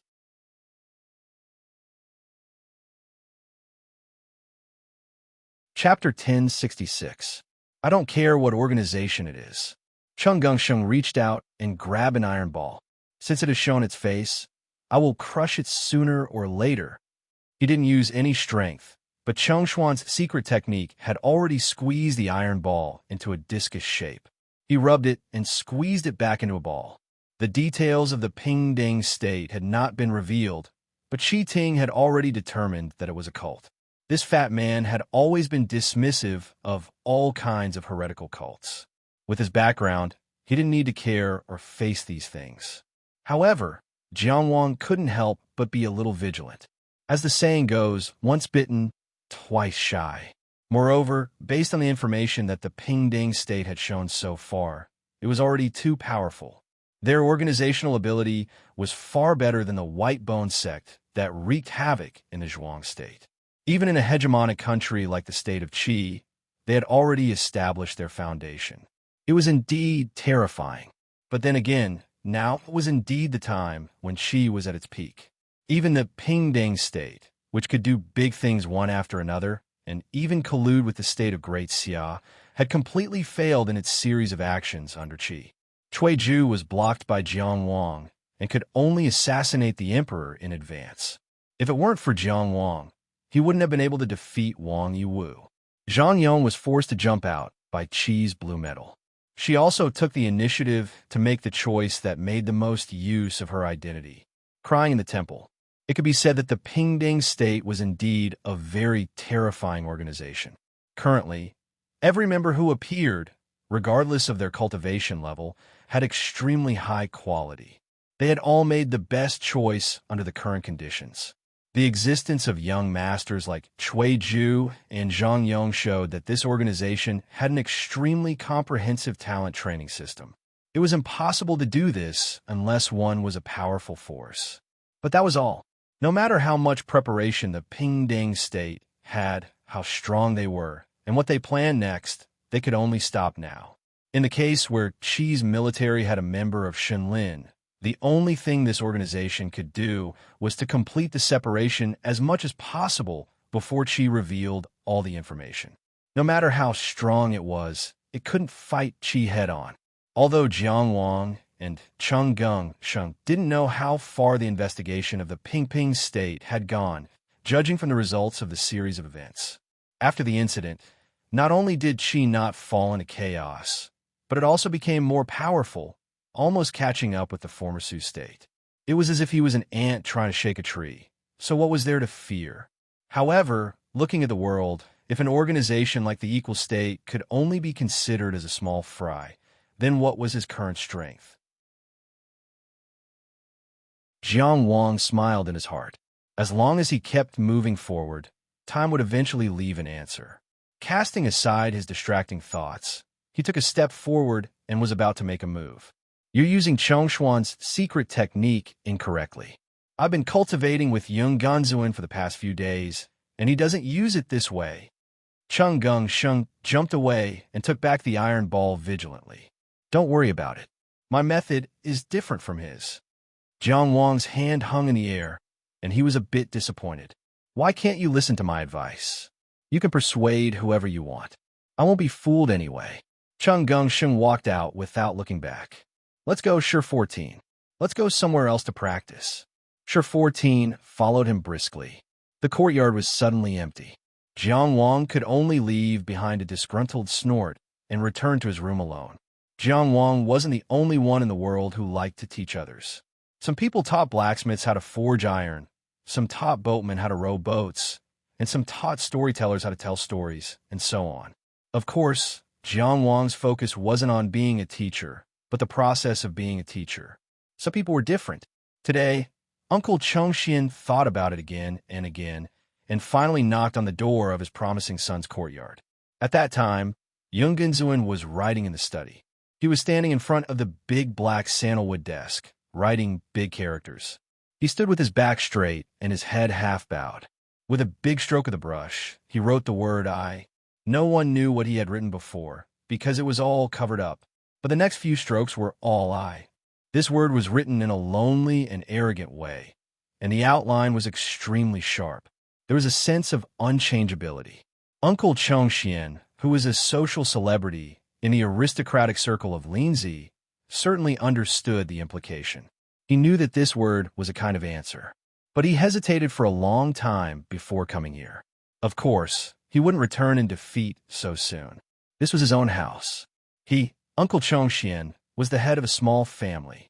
His eyes passed over the desk, and he pretended to look at the layout of the study. He also pretended not to see those big characters at all. He used a very casual tone to start the conversation. These days, you've been very perfunctory in your greetings to your grandfather. After you came back from the general appointment stage, you didn't talk to him. Yung Gunzuan laughed faintly. I came back too late and was afraid to disturb grandfather. I'll go tomorrow morning. That's not a reason. Chongshuan's bright light clearly didn't have much confidence. His voice was weak and weak. No matter who it would be difficult to have enough confidence to have such a son who was the best in Linzi, especially when he himself wasn't very good. Good fellow, if they were enemies, he wouldn't be able to withstand one of his son's fingers. He said listlessly, "Your mother died early. I didn't restrain you since you were young." In reality, he only cared about himself. You can do whatever you want. You can be with whoever you like. The women of the Ruan family don't have to be liked by you. At this point, his tone became a bit tougher. There's just one thing. Your grandfather is old. You're not allowed to talk back to him. But he immediately became weak again. You can act one way in front of him and another behind his back. After saying this, he glanced at the silent young Ginzuan and muttered, I know you've grown up and probably won't listen to your father. But as your father, I still have to say it. When other people refer to themselves as your father, they were all baring their fangs and brandishing their claws. He, on the other hand, immediately suppressed this word as soon as it popped out. It was as if he was purely supporting himself. Young Ginzuan sighed and put down the brush in his hand. He looked at him somewhat seriously. Father, you're good at everything. Chongshuan's bright light snorted through his nostrils. Just say it. What's not good about me? He raised his chin slightly, appearing quite arrogant. Curse all you want. Look for trouble all you want. I've seen a lot of people who want to restrain themselves and raise their heads first. There aren't many in Linzi's aristocratic circle who look up to me. I know this in my heart. Do I need them to look up to me? F***CK them. Talk about me. Talk about me. Talk about me as much as you want. Your grandfather has trained me since I was young. I haven't lost a single piece of flesh. Why would I be afraid of a little brat like you? He thought so in his heart. But Yung Genzun laughed and said, There's nothing after that. Just this one sentence. You're good at everything. Chongshuan's bright light was silent for a moment and curled his lips. "You're just talking nonsense." He flung his sleeves and walked out disdainfully. When he reached the door, he paused and raised his head even higher. He stepped out of the door. He arrogantly left just like that.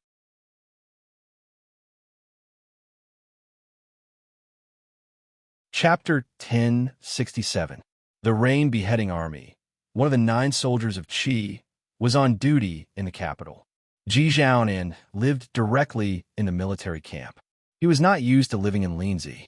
He couldn't quite get used to the feeling of prosperity and stability. Although he had been promoted as the #1 person under the age of 30 in Qi, he was still like an ordinary soldier in the military camp. He lived in a tent, ate in a big pot, and exercised on time. The only thing that stood out was that he lived in a single military tent. The standard had reached the level of a commander. Of course, it was not enough to match his identity, but it was enough. He had experienced many harsh environments. Being stationed in the suburbs of Linzi and being on duty in the capital was too easy. What kind of war could happen in the vicinity of Linzi these days? At most, they would cooperate with the inspection office to eliminate some spies from other countries or heretical demons, evil cults, and so on. For example, the Pingding country. At this time, Ji Zhaonan was sitting alone in the military tent. He was using a piece of snow cloth to carefully wipe his Xiaohua spear.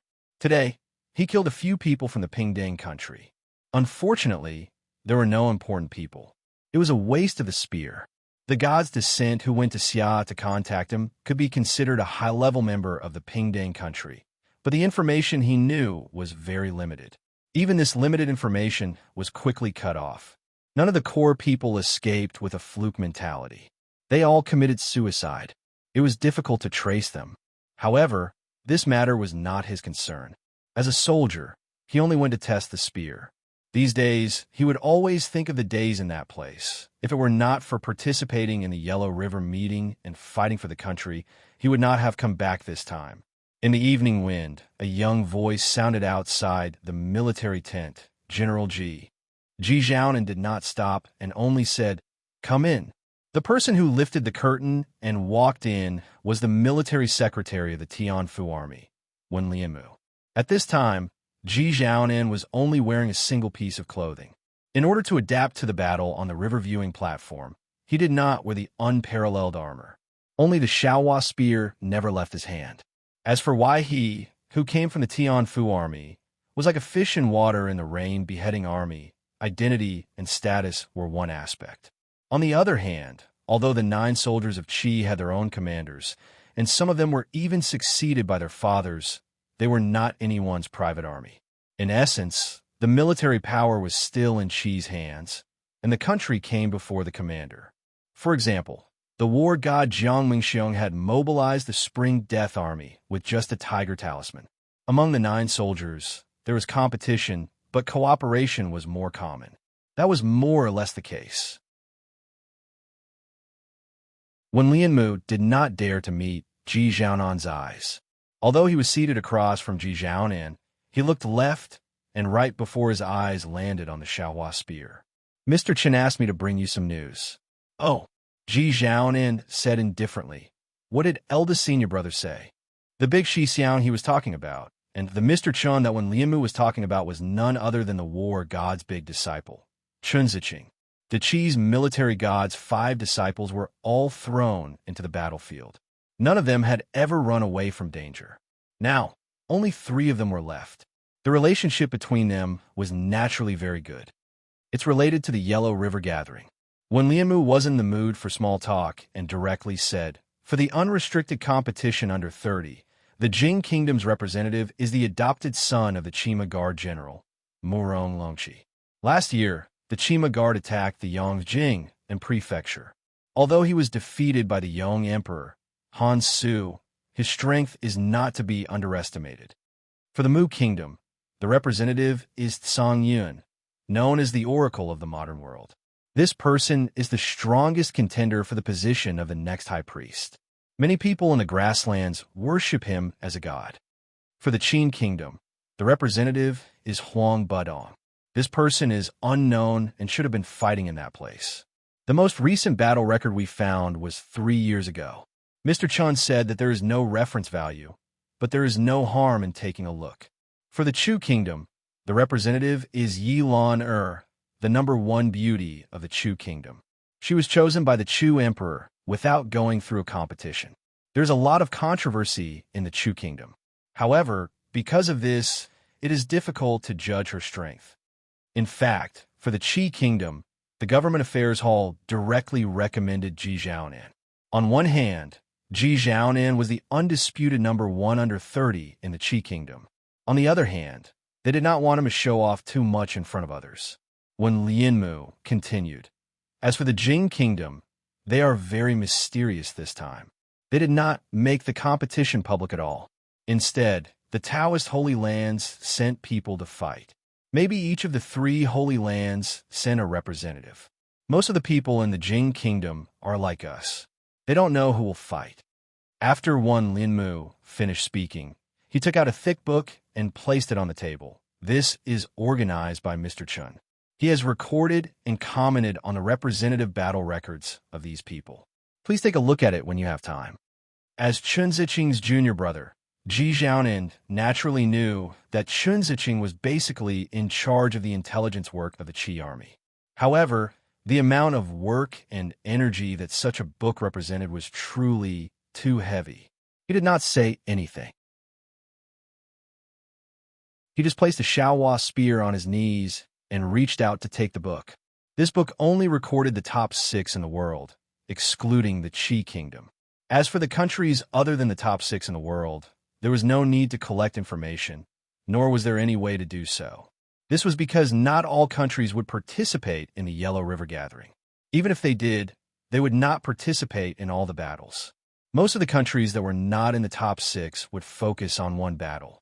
Moreover, Tianjiao was the most powerful country in the world. It would not be good enough for them to focus on the smaller countries. When Lianmu glanced at him and said, Mr. Chun has also organized the inner mansion stage and outer mansion stage opponents. The relevant information has been sent to Jiang Qingyang and Yung Genzuan. Ji Xiaonan did not like Yung Genzuan. He did not deny it. In his opinion, Wang Yiwu became more stubborn after he met Yung Genzuan. He also knew that Jiang Wang had sent Wang Yiwu to the death row prison camp. Chun Ziqing also did not like Jiang Qingyang. However, from Qi's point of view, it was indeed Chun Ziqing's choice to help Tianjiao's inner mansion stage and outer mansion stage opponents. Ji Xiaonan was expressionless. He only said, "You have the guts to be stupid with Yiwu, but you don't have the guts to mention Yung Genzuan in front of me." Wen Lianmu looked embarrassed. "Well, that's enough. I don't have time to care about these things." Ji Xiaonan opened the book in his hand. "I need to read Brother Chen's comments." Then, "General Ji, please take your time." Wen Lianmu quickly got up and walked out of the room. "By the way," Ji Xiaonan's voice suddenly came from behind him, "you fought Cheng Gung Sheng. What do you think of him? Do you have a chance to win?" Wen Lianmu stopped to think and said, "Although Zhongshuan Zun's talent and magnificence outshone Linzi's, Zhongshuan Sheng's intelligence is better than mine. I think he has a chance." He waited for a while. When there was no more sound behind him, he opened the thick curtain and walked out. Outside the tent, the moon was bright and the stars were few.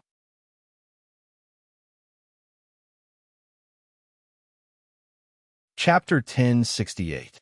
Huang Sheli from a mansion realm of Jing has 4 supernatural powers. 2 of the supernatural powers that he has shown in front of others are his most recent battle was within this battle. His father is the Yellow Dragon Guard's General Huang Fu, also known as the Yellow Monk. His family heirloom. Looking at the extremely detailed information in his hands, Jiang Wang was a little amazed. How much effort did he put into this? Cheng Gung Sheng said, "Know yourself and know your enemy, and you will win every battle. Someone has to do this." However, I didn't expect Chun Ziqing to be in charge of the intelligence work at the Yellow River meeting. Maybe it's for Ji Xiaonan. Jiang Wang looked and suddenly thought of something. The information in my hands is so detailed. Then there must be a lot of information about me in other countries, right? Nonsense. Cheng Gung Sheng sneered. You represent Qi. Who in the world wouldn't have their eyes on you? After explaining, he asked, "What's wrong? You're not ready yet?" Jiang Wang was silent for a moment and said, "It's okay. I should be known." The boundary between life and death extended far into the distance.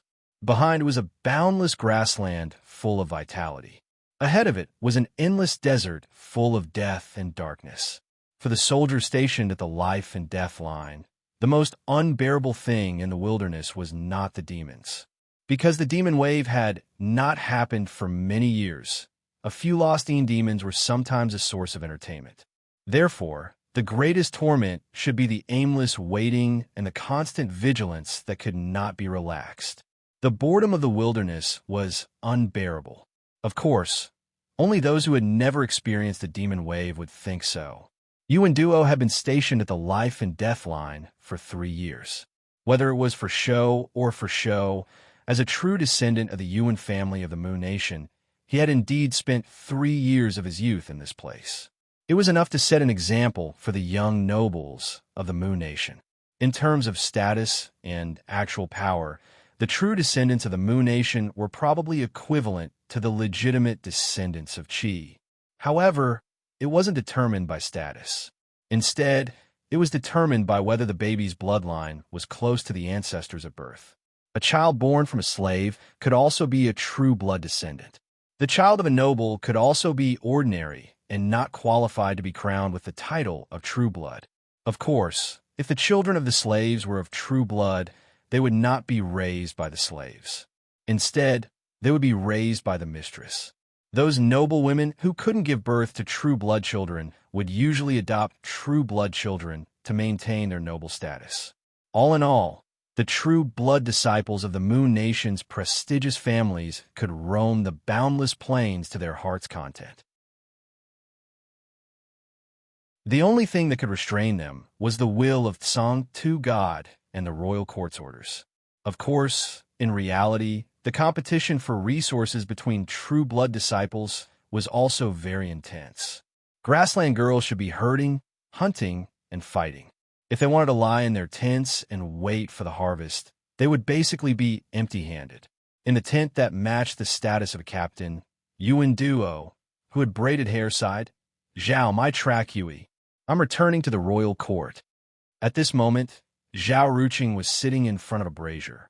He skillfully cut off mutton with a small knife and stuffed it directly into his mouth. He ate until his mouth was covered in oil. He didn't need this food to quench his hunger. It was just that if someone could go deep into the boundless desert, they would be able to understand how wonderful the fresh taste of the human world was. After fighting in the desert for a long time, his long hair was extremely dry. He didn't have much time to take care of it, so he simply shaved it off. Zhao Ruqing, who had short hair, added a bit of fierceness to his peerless handsomeness. He was wearing a gray leather jacket. It was unknown what kind of leather it was made of, but it was very wear-resistant. His boots were a muddy yellow. It was unknown whether it was his natural color or the desert stain. At this moment, although he didn't care about his image and was gorging on food and dressed so inappropriately, he still had a soul-stirring beauty. This kind of beauty had nothing to do with gender and transcended clothing. Yuan Duo often felt that Zhao Ruqing might be the true son of God. If he wasn't the son of God, how could he be so perfect? He repeated, the power center of the entire grassland, the supreme royal court. Zhao Ruqing swallowed the large piece of mutton in his mouth. As he cut off a piece, he said, "Congratulations. Thanks to your help, I can have a very good position when I go back this time." Yuan Duo glanced at the bulging sheepskin bag on the ground and paused mysteriously. But seeing that Zhao Ruqing wasn't excited, he could only continue. Directly enter the divine cavalry. Zhao Ruqing turned his head at this time and said with a smile, "Not bad." The divine cavalry that Yuan Duo was talking about was the strongest cavalry on the grassland, the Tsangtu divine cavalry.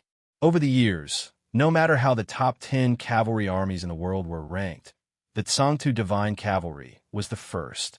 This famous cavalry troop was the pride of the children of the grassland. The cavalry of the Tsangtu divine cavalry was also respected by the herdsmen as the divine kingdom knights of the Tsangtu god.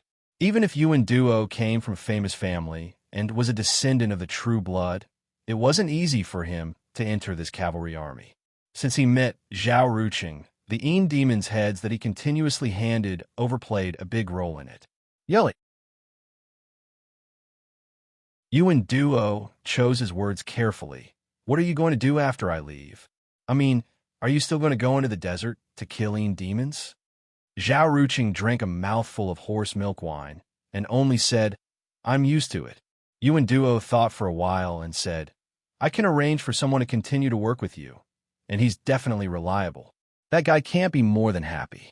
But he looked at Zhao Ruqing across the brazier and the roasted mutton. My Yelly, you're a person as bright as the sun. Are you going to live in a place like the desolate border forever without light? Zhao Ruqing shook the wine bag and said with a smile, It's very happy to be without light. You don't understand. Yelly, yelly. Yuan Duo shook his head and said, There's an opportunity. I can get an opportunity for you. The Yellow River meeting. Do you know? Zhao Ruqing gulped down the hummus and didn't say anything. Yuan Duo moved closer to him. Now the quota for the intermansion stage has been decided, but his strength is not enough to convince the public. In my opinion, you are far better than him. I can help you get an opportunity to replace him. The Mu Empire has always respected the strong and despised the lineage. With your talent, you will definitely stand out one day. This meeting of the Yellow River is your chance. Yilly. Zhao Ruqing burped and threw the empty wineskin to the side. Then he turned his head and didn't speak. He only looked at Yuan Duo with his beautiful eyes that were a little drunk. He looked at the grassland brother that he had worked with for so long. Although he didn't care about the situation of the Mu Empire, with his wisdom, what couldn't he understand? Yuan Duo touched his nose and knew that his little trick couldn't be hidden from him. Yelly fought in the depths of the desert day after day, as if he only knew how to fight and was a cultivation maniac. But his eyes were bright. He was like a goshawk soaring in the sky. Yuan Duo thought for a moment and said, I won't hide it from you, Yelly. Our Yuan clan and the Jin clan don't get along, and I don't like that kid Jin Go. But this opportunity is definitely real. As long as you can beat him, the quota for the Yellow River meeting is yours. I can swear to Tsung to God. Jin Gu was the intermansion stage cultivator of the Mu Empire who participated in the Yellow River meeting. He was the son of Jin Tandu, the Lord of Iron Stupa. Iron Stupa was the second strongest cavalry in the Mu Empire and ranked 6th among the top 10 cavalry armies in the world. The conflict between the Jin clan and the Yuan clan went back a few generations.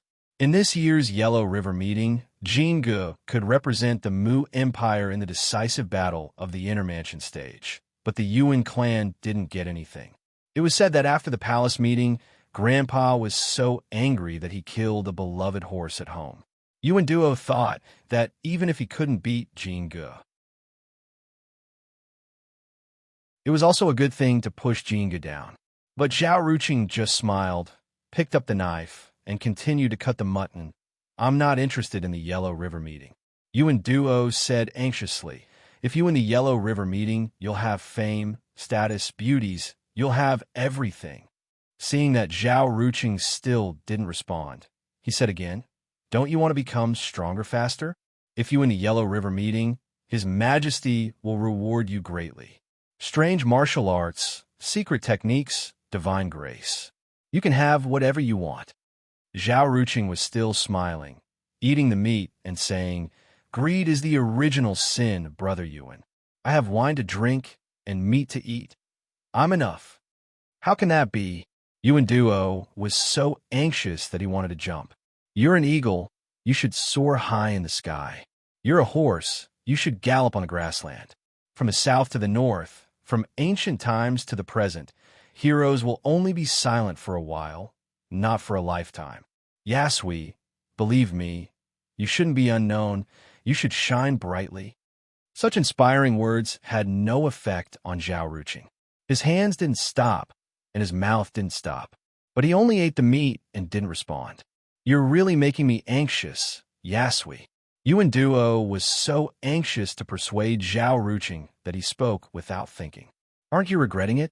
You're working so hard to cultivate, You should want to take revenge, right?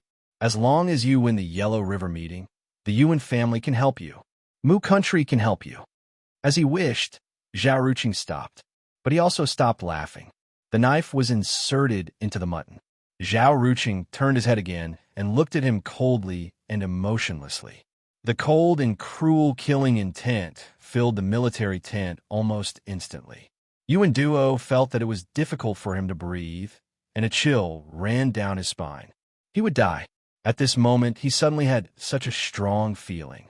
He would be killed by this overly good-looking man in front of him, just like killing the Yin demon, just like killing a sheep, easily. I miscalculated, he thought in his heart. In the long time they had been in contact, he had never touched on this topic. It was because he knew that this was very likely to be the other party's taboo. They were able to maintain their cooperation for so long because Zhao Ruqing never asked for anything other than supplies, and he never asked about Zhao Ruqing's past. But perhaps it was because he was about to return to the royal court, or perhaps it was because he was about to enter the Tsangtu divine cavalry. His heart was unknowingly inflated. He was actually stupid enough to say such words. Will I die today? Yuan Duo, a true blood disciple of the Yuan family of the Mu country, who was about to enter the Tsangtu divine cavalry, thought so. Zhao Ruqing looked at him and saw that his hair was standing on end, and his eyes were filled with fear. Then he said calmly, Yuan Duo, don't think too highly of the Yuan family, and don't think too highly of the Mu country. What did he mean? The Yuan family couldn't help him? The Mu country couldn't help him? Yuan Duo's mind was in a mess, but his body suddenly relaxed, because Zhao Ruqing had turned back and continued to cut the mutton. It was as if nothing had happened, as if everything just now was just an illusion. Even Yuan Duo himself felt that the feeling was unreal. He was chatting with his Yasui. Why would he suddenly think of death? It was a little funny, but he couldn't laugh. He was silent for a long time, and then he said, Actually, I really think of you as Yasui. Maybe you don't believe me. I want you to go to the meeting of the Yellow River partly to suppress Jingge, but also partly because I don't want to see you like this. I don't know what you've been through, and I've never asked about your story, but I know you're in pain. The blood of the children of the grassland is boiling hot. You saved my life and helped me a lot. I may not be able to help you, my Yasui, but if you're willing, I want to help you. Yuan Duo was talking about last winter's night. When he was patrolling the line of life and death, he was assassinated. At that time, it was Zhao Ruqing who saved him. Otherwise, he would have been thrown into the desert by now, and the others would probably only think that he was dragged away by the Yin demons. Alas, Zhao Ruqing suddenly sighed. I'm eating. You talk too much. Yuan Duo grinned and squeezed closer to him. Actually, participating in the meeting of the Yellow River is really beneficial. Zhao Ruqing's attitude was a little better, and he revived. My Yasui, you're so powerful. Don't you want to fight with the heroes of the world? Don't you want to know who is the real number one in the Inner Mansion? Qin Jizhen of Qi, Xiang Bei of Chu, Jiang Wang of Qi, Huang Sari of Mu. The knife in Zhao Ruqing's hand stopped again. Who? Yuan Duo blinked his eyes. Huang Sari, a woman. Zhao Ruqing had to ask directly, Who is this Jiang Wang? A man from Qi, Yuan Duo said. Zhao Ruqing turned his hand, cut a small piece of mutton, and put it in his mouth to chew slowly. He felt like gnashing his teeth. Is this how you do intelligence work? Only then did Yuan Duo come to his senses. All right, I got the information for you. He suddenly got up, walked a few steps, rummaged through the desk, and found a book. As he quickly turned the page, he said, In fact, there's nothing to pay attention to. Among the heroes of the world, I only think you're the number one. How many people in the Inner Mansion realm dare to go deep into the boundless desert? He turned to the corresponding information and read in a very indifferent tone. Jiang Wang, born in Maplewood City of Zhuang Country in the western region, went east to Qi after the evil cult was overthrown. He was one of the 5 winners of the Tianfu Mystery Land that year, and entered the eyes of the people of Qi for the first time.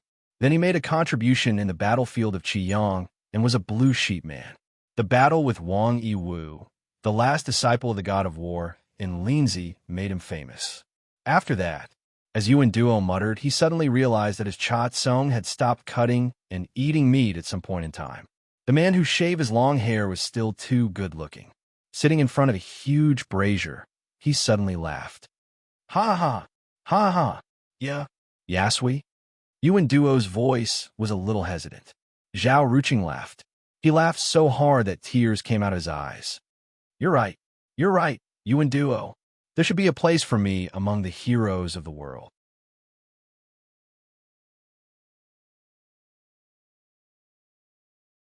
Chapter 1069. On the boundless grassland, two tall horses galloped in the same direction. The man with braided hair who was lagging behind shouted, Yelai, did you remember it wrong? You mean you want to fight for the #1 position in the world, right? No, you're wrong. Zhao Ruching, who was riding in front, said, I mean literally. I'm going to watch the Yellow River meeting. You just have to give me a place to sit and watch. No, you're already going. Yuan Duo didn't give up. What's wrong with fighting a few battles? Zhao Ruching was speechless. His words didn't make any sense, but somehow it was hard to refute. He had to be fierce. Cut the crap. All right. Yuan Duo squeezed his horse's belly and jolted his buttocks forward. The date of the Yellow River meeting was set to be on the 11th of July. It was said that Xie Huaiyan, the minister of the imperial court, had personally checked the water level. Anyway, people of similar status in the 6 nations had agreed on this time.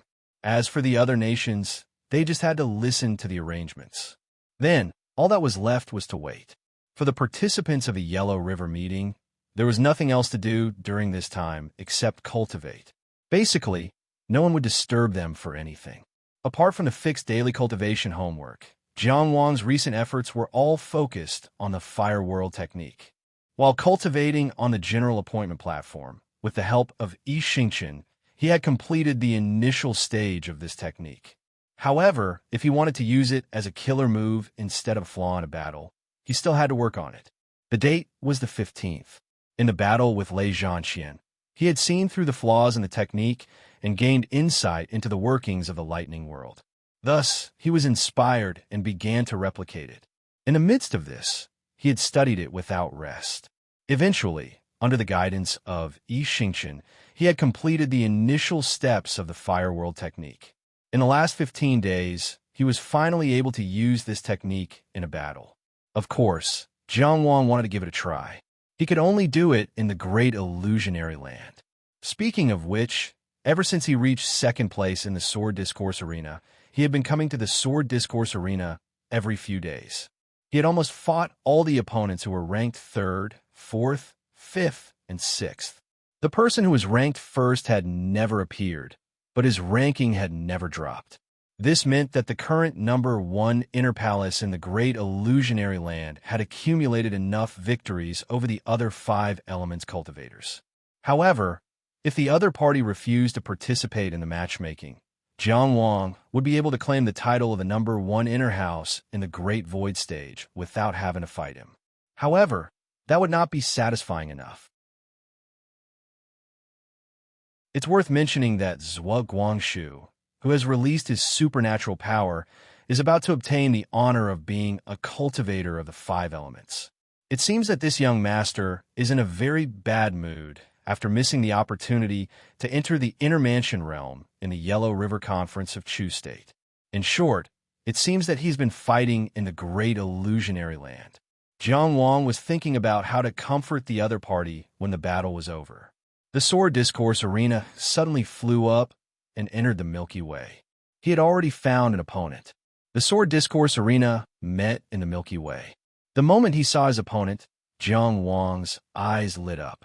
It was not because of how handsome or beautiful his opponent was in the Great Illusionary Land. It was because the opponent in front of him was someone he had never seen before. The current #1 Inner House in the Great Void stage. Before the Yellow River Conference began, it was undoubtedly a very exciting thing to claim the #1 position in the Great Illusionary Land. As for whether he could do it or not, Jiang Wang never doubted it. It was very obvious that his opponent also had the same confidence. There was no communication. The sword discourse arena was connected. When the two pairs of eyes filled with fighting spirit collided, it was communication. Both of them used swords. However, Jiang Wang's sword was an ordinary standard long sword, the most common weapon in the great illusionary land. His opponent's sword was like the limpid autumn water flowing in his hand. It was obvious that he had copied a long sword from the present world into the great illusionary land. This was obviously a guy who was not lacking in skill. It was not that Jiang Wang had not thought of copying his opponent's appearance into the great illusionary land. However, after looking at the amount of skill required, he finally decided to keep a low profile. The two people's appearances were obviously not sincere. Dugu Wudi's face was too handsome, so handsome that it was completely flawless. The current number one inner house in the Great Void Stage's face was too ordinary, so ordinary that it could be applied to the face of almost any passerby. It completely did not match his proud eyes. However, the sword did not lie. The sword of a swordsman was the truest of words. When the sword was unsheathed, it made a sound. It was like an autumn afternoon on the surface of a calm lake. When the breeze blew, the clear and crystalline waves sparkled. The sword energy, as gentle as a lover's whisper, rippled out just like that. It looked gentle, but it could not be avoided. This was the sword of the number one inner house in the Great Void Stage. This woman's sword had a kind of extreme beauty. Jiang Wang, with his unparalleled fighting talent, directly unsheathed his sword and danced. His body was like duckweed, and he could not control himself. This sword was not as strong as the famous scholar's destitute, but it was very suitable to use at this time. Your sword is like the autumn waves, and I go with the flow. The two swords, one in front and one behind, advanced and retreated. It was a life and death battle, but it was as if they were dancing. This was a very strange feeling. This was especially true for this woman, who was called Swordsman Ning in the Great Void Fantasy realm. The way of the sword was too great and too vast a world. Every true swordsman had their own unique understanding of the way of the sword. It was really not easy to meet two sword styles that were so compatible. However, as a swordsman, she naturally would not let this feeling affect her sword style. Instead, because of her extreme talent in the way of the sword, she followed this strange feeling and naturally turned her sword. In the rippling autumn waves, a sword suddenly jumped out of the water like a fish. Upon closer inspection, it was a drop of water. Only when it was close did one realize that it was a teardrop. Once, the autumn waves flowed, and the feelings were endless. Once I saw the willows in the distance, and once the moon rose in the west tower. But now, this sword, she regretted teaching her husband to seek the title of Marquis. This was a sword of extreme grief and resentment. There was no better sword in the world that could cause resentment than this sword in the boudoir. This sword's turn was very clever and wonderful. It was really a stroke of genius, making one both love and hate it. It completely mixed the two sword styles together, and a killing intent suddenly appeared in the natural change of emotions. When that sword light suddenly touched between his eyebrows, Jiang Wang, who was drifting with the waves, suddenly found that he had no way to retreat. The opponent used an extremely sorrowful sword style to break the sword's involuntary turn. Lovers hated each other, and there was resentment in the boudoir. How could you say that you had no choice? Jiang Wang was like a floating leaf, floating to the end and suddenly hovering. His whole body tensed up in the air. It was a sudden tension after being involuntarily and endlessly dispirited. It was a tension that gathered all the remaining vitality and put up a fight to the death. He pulled his sword horizontally in the air.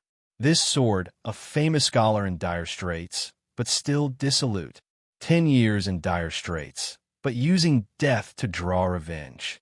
P.S. Suddenly, I saw the willows in the distance and regretted teaching my husband to seek the title of Marquis. Wang Chongling, resentment of the boudoir.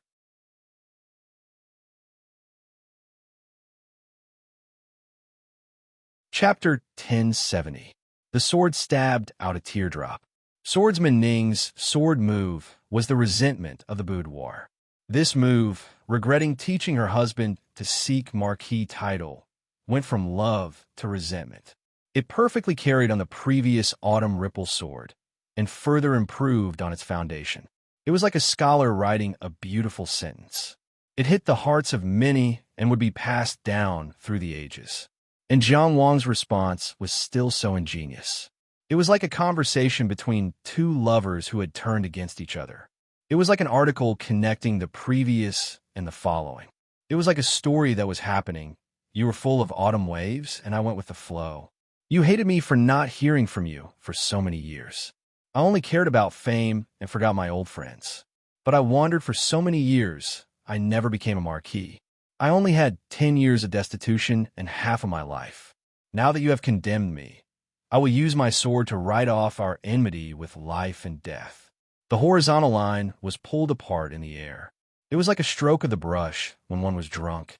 It directly split the teardrop from Swordsman Ning into two. Wonderful. Too wonderful. Swordsman Ning was immersed in the beauty of the sword moves. It was like seeing a soulmate in the world. She was greatly moved. At this moment, she forgot everything and was only immersed in the beauty of the world of swordsmanship. With a slight shake of his wrist, he split the sword light into two, following the tear mark left behind by the teardrop. She used two swords in one move. One on the left meant asking old friends. The other on the right meant not thinking about. The two sword lights came from the same source. One sword longed for her, and the other sword cut off her longing. Although she regretted teaching her husband to seek marquis title, she couldn't help but ask if her old friend was well. But while she was worried, she also told herself that she had to cut off her previous feelings and stop thinking about them. This was a continuation of the original sword intent. It was the same body with two sides, two feelings coexisting.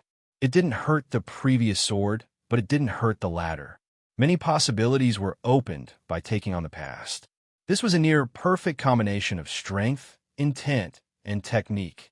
Swordsman Ning was overjoyed and excited. In today's battle, he had met his match and met a great talent. Although her opponent's swordsmanship wasn't as good as hers, her spiritual energy was stunning. She was looking forward to seeing what kind of brilliant response she would see next. She was also looking forward to seeing how exciting she would be in the future and how exciting her sword would be. To be able to exchange blows with such an opponent, to be able to exchange blows with such a soulmate, it would not be a waste of her many years of learning the sword. Only then would she be able to inspire more swordsmanship inspiration. She was looking forward to it. He even stared at his opponent's sword without blinking. Then she saw fire. Crimson flames engulfed everything. What streaked across the sky was a flaming meteor. What was surging on the ground was a sea of fire. The shrieking flame sparrow streaked across the sky with a slender flame tail. Heaven and earth, fire and fire. The light of the fire filled his field of vision. It was an extremely gorgeous and resplendent world. It was a world of fire. Fire was born in the beginning and ended in the end. All the geniuses, the dazzling ones, the ones who were convinced or not, were contained within and burned within.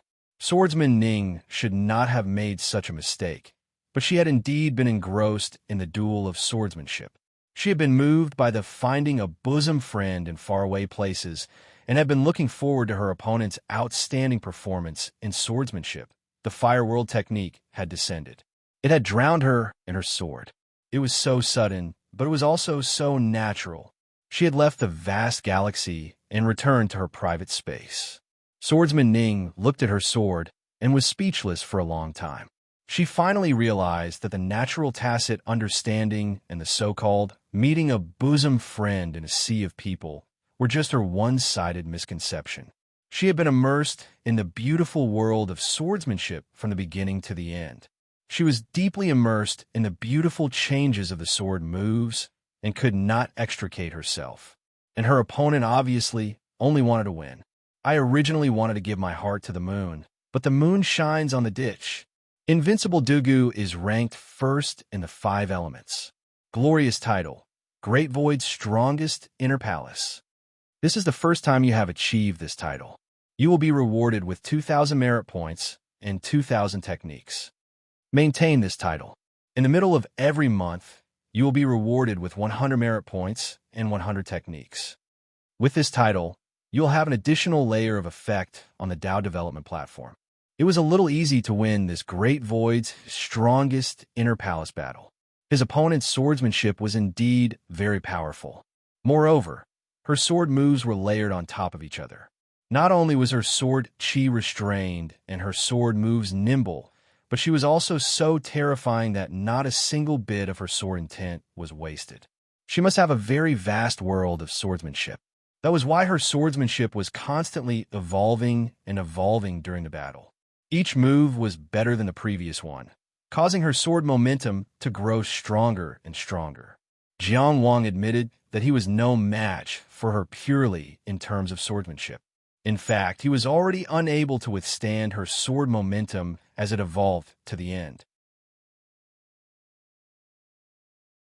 It was hard to imagine how strong her sword momentum would become if this continued.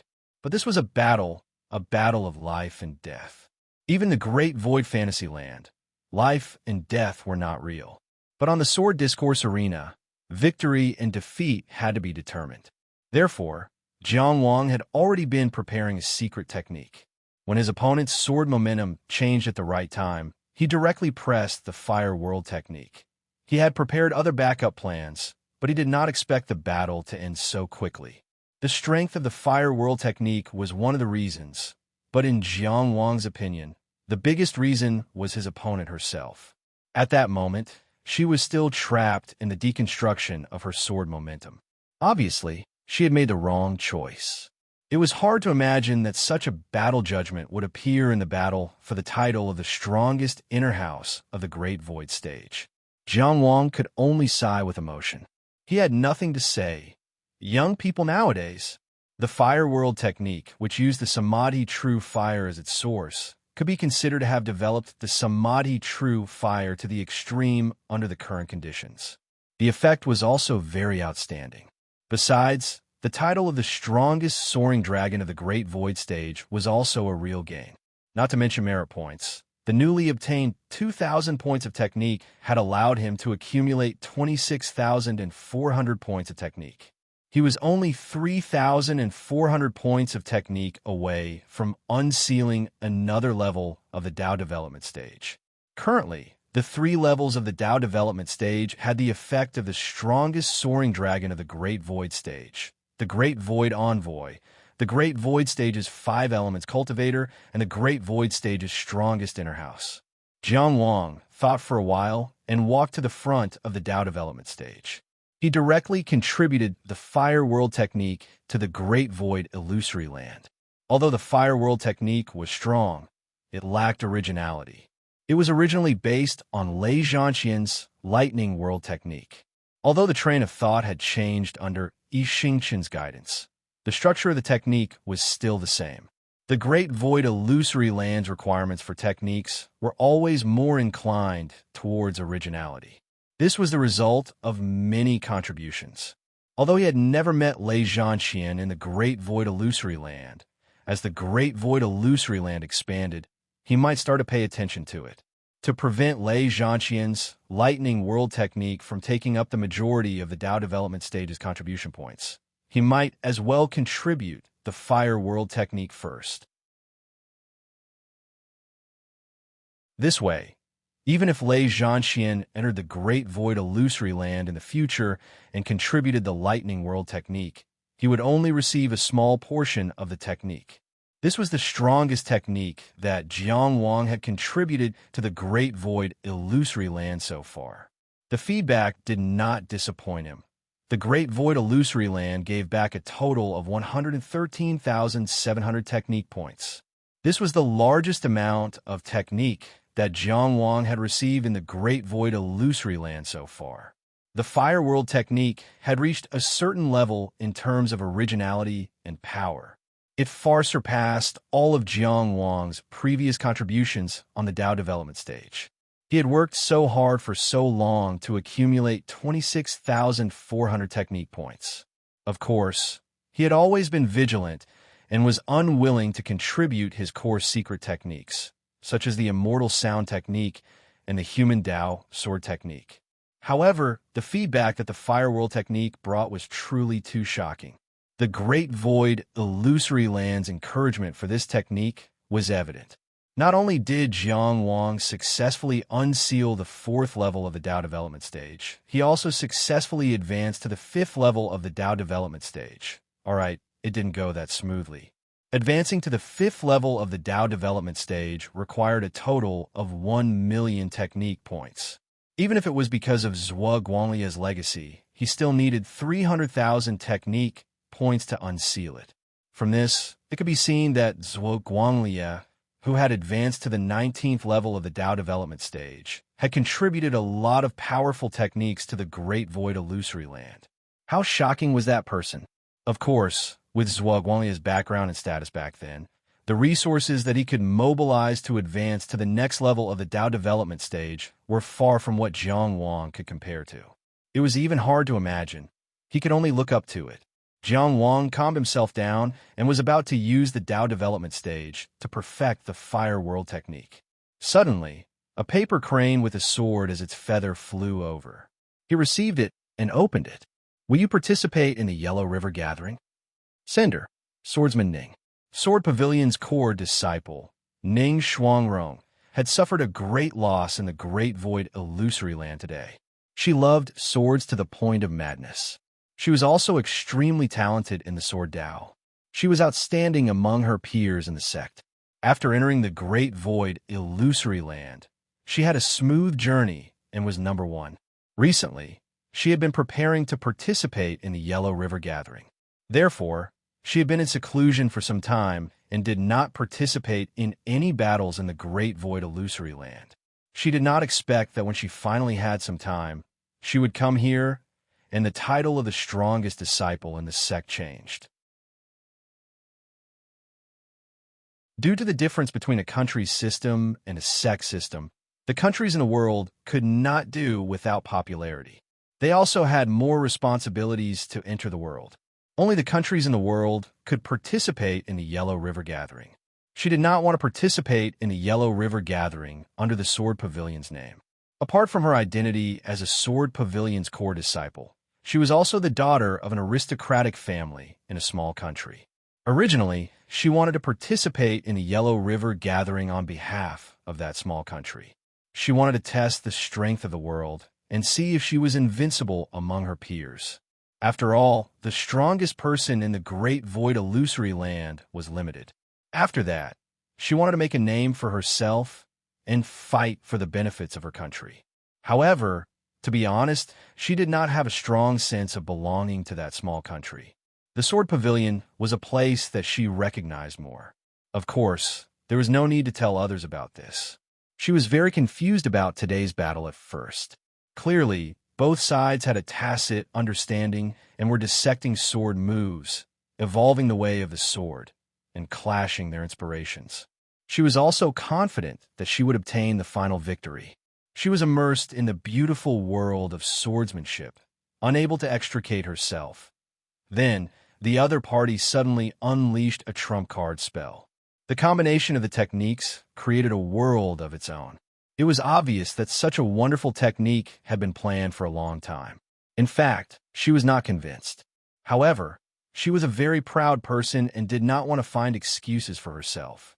After carefully reviewing the whole battle, she believed that her opponent's technique was timed perfectly. It happened when her sword momentum was rising and was about to reach a higher level. This proved that the guy called Dugawudi was indeed very talented in the way of the sword. He could completely understand her changes in the way of the sword. Moreover, his fire element technique was exquisite and powerful. It was something that she had never seen before. Regardless of other factors, objectively speaking, even if she was prepared, she might not be able to take it. After carefully examining her opponent, she admitted that she was indeed one step behind. Therefore, she sent a letter to ask. If her opponent also went to the Yellow River Gathering, then she did not need to go. A loss was a loss.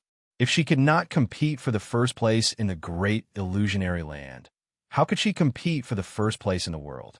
However, that was what she thought. Duga did not know. When Jiang Wang received the letter, his first thought was, does this guy want to get back at me at the Yellow River Gathering? He also admitted that his opponent did not show his full strength in the previous battle. However, why wait until the Yellow River Gathering to fight? The winner of the title of the strongest inner house in the great illusionary realm was undoubtedly very qualified to be his sparring partner. It could even be said that where could he find such a good sparring partner? Jiang Wang thought for a while and deliberately used a more arrogant tone to reply. If you're not convinced, you can come again now. When the paper crane brought such a reply, Ning Shuangrong's mood could be imagined. What about the compatibility of the way of the sword? What about appreciating each other? What about being inferior? What about me encouraging you? She threw all these thoughts to the back of her mind. Thief Dugu, you were so arrogant. He immediately sent a letter back with only one word. Come.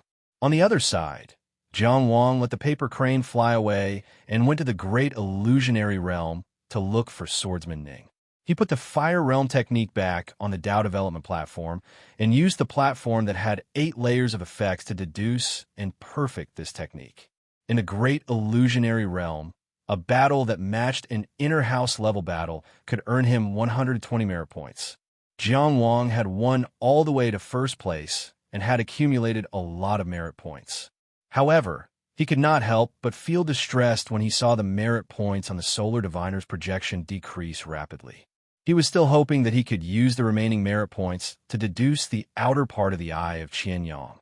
This was obviously a daydream. Combining the Fiery Bone Lotus, the true Samadhi Flames, and Jiang Wang's Fire Whirl technique was definitely the strongest technique Jiang Wang had mastered so far.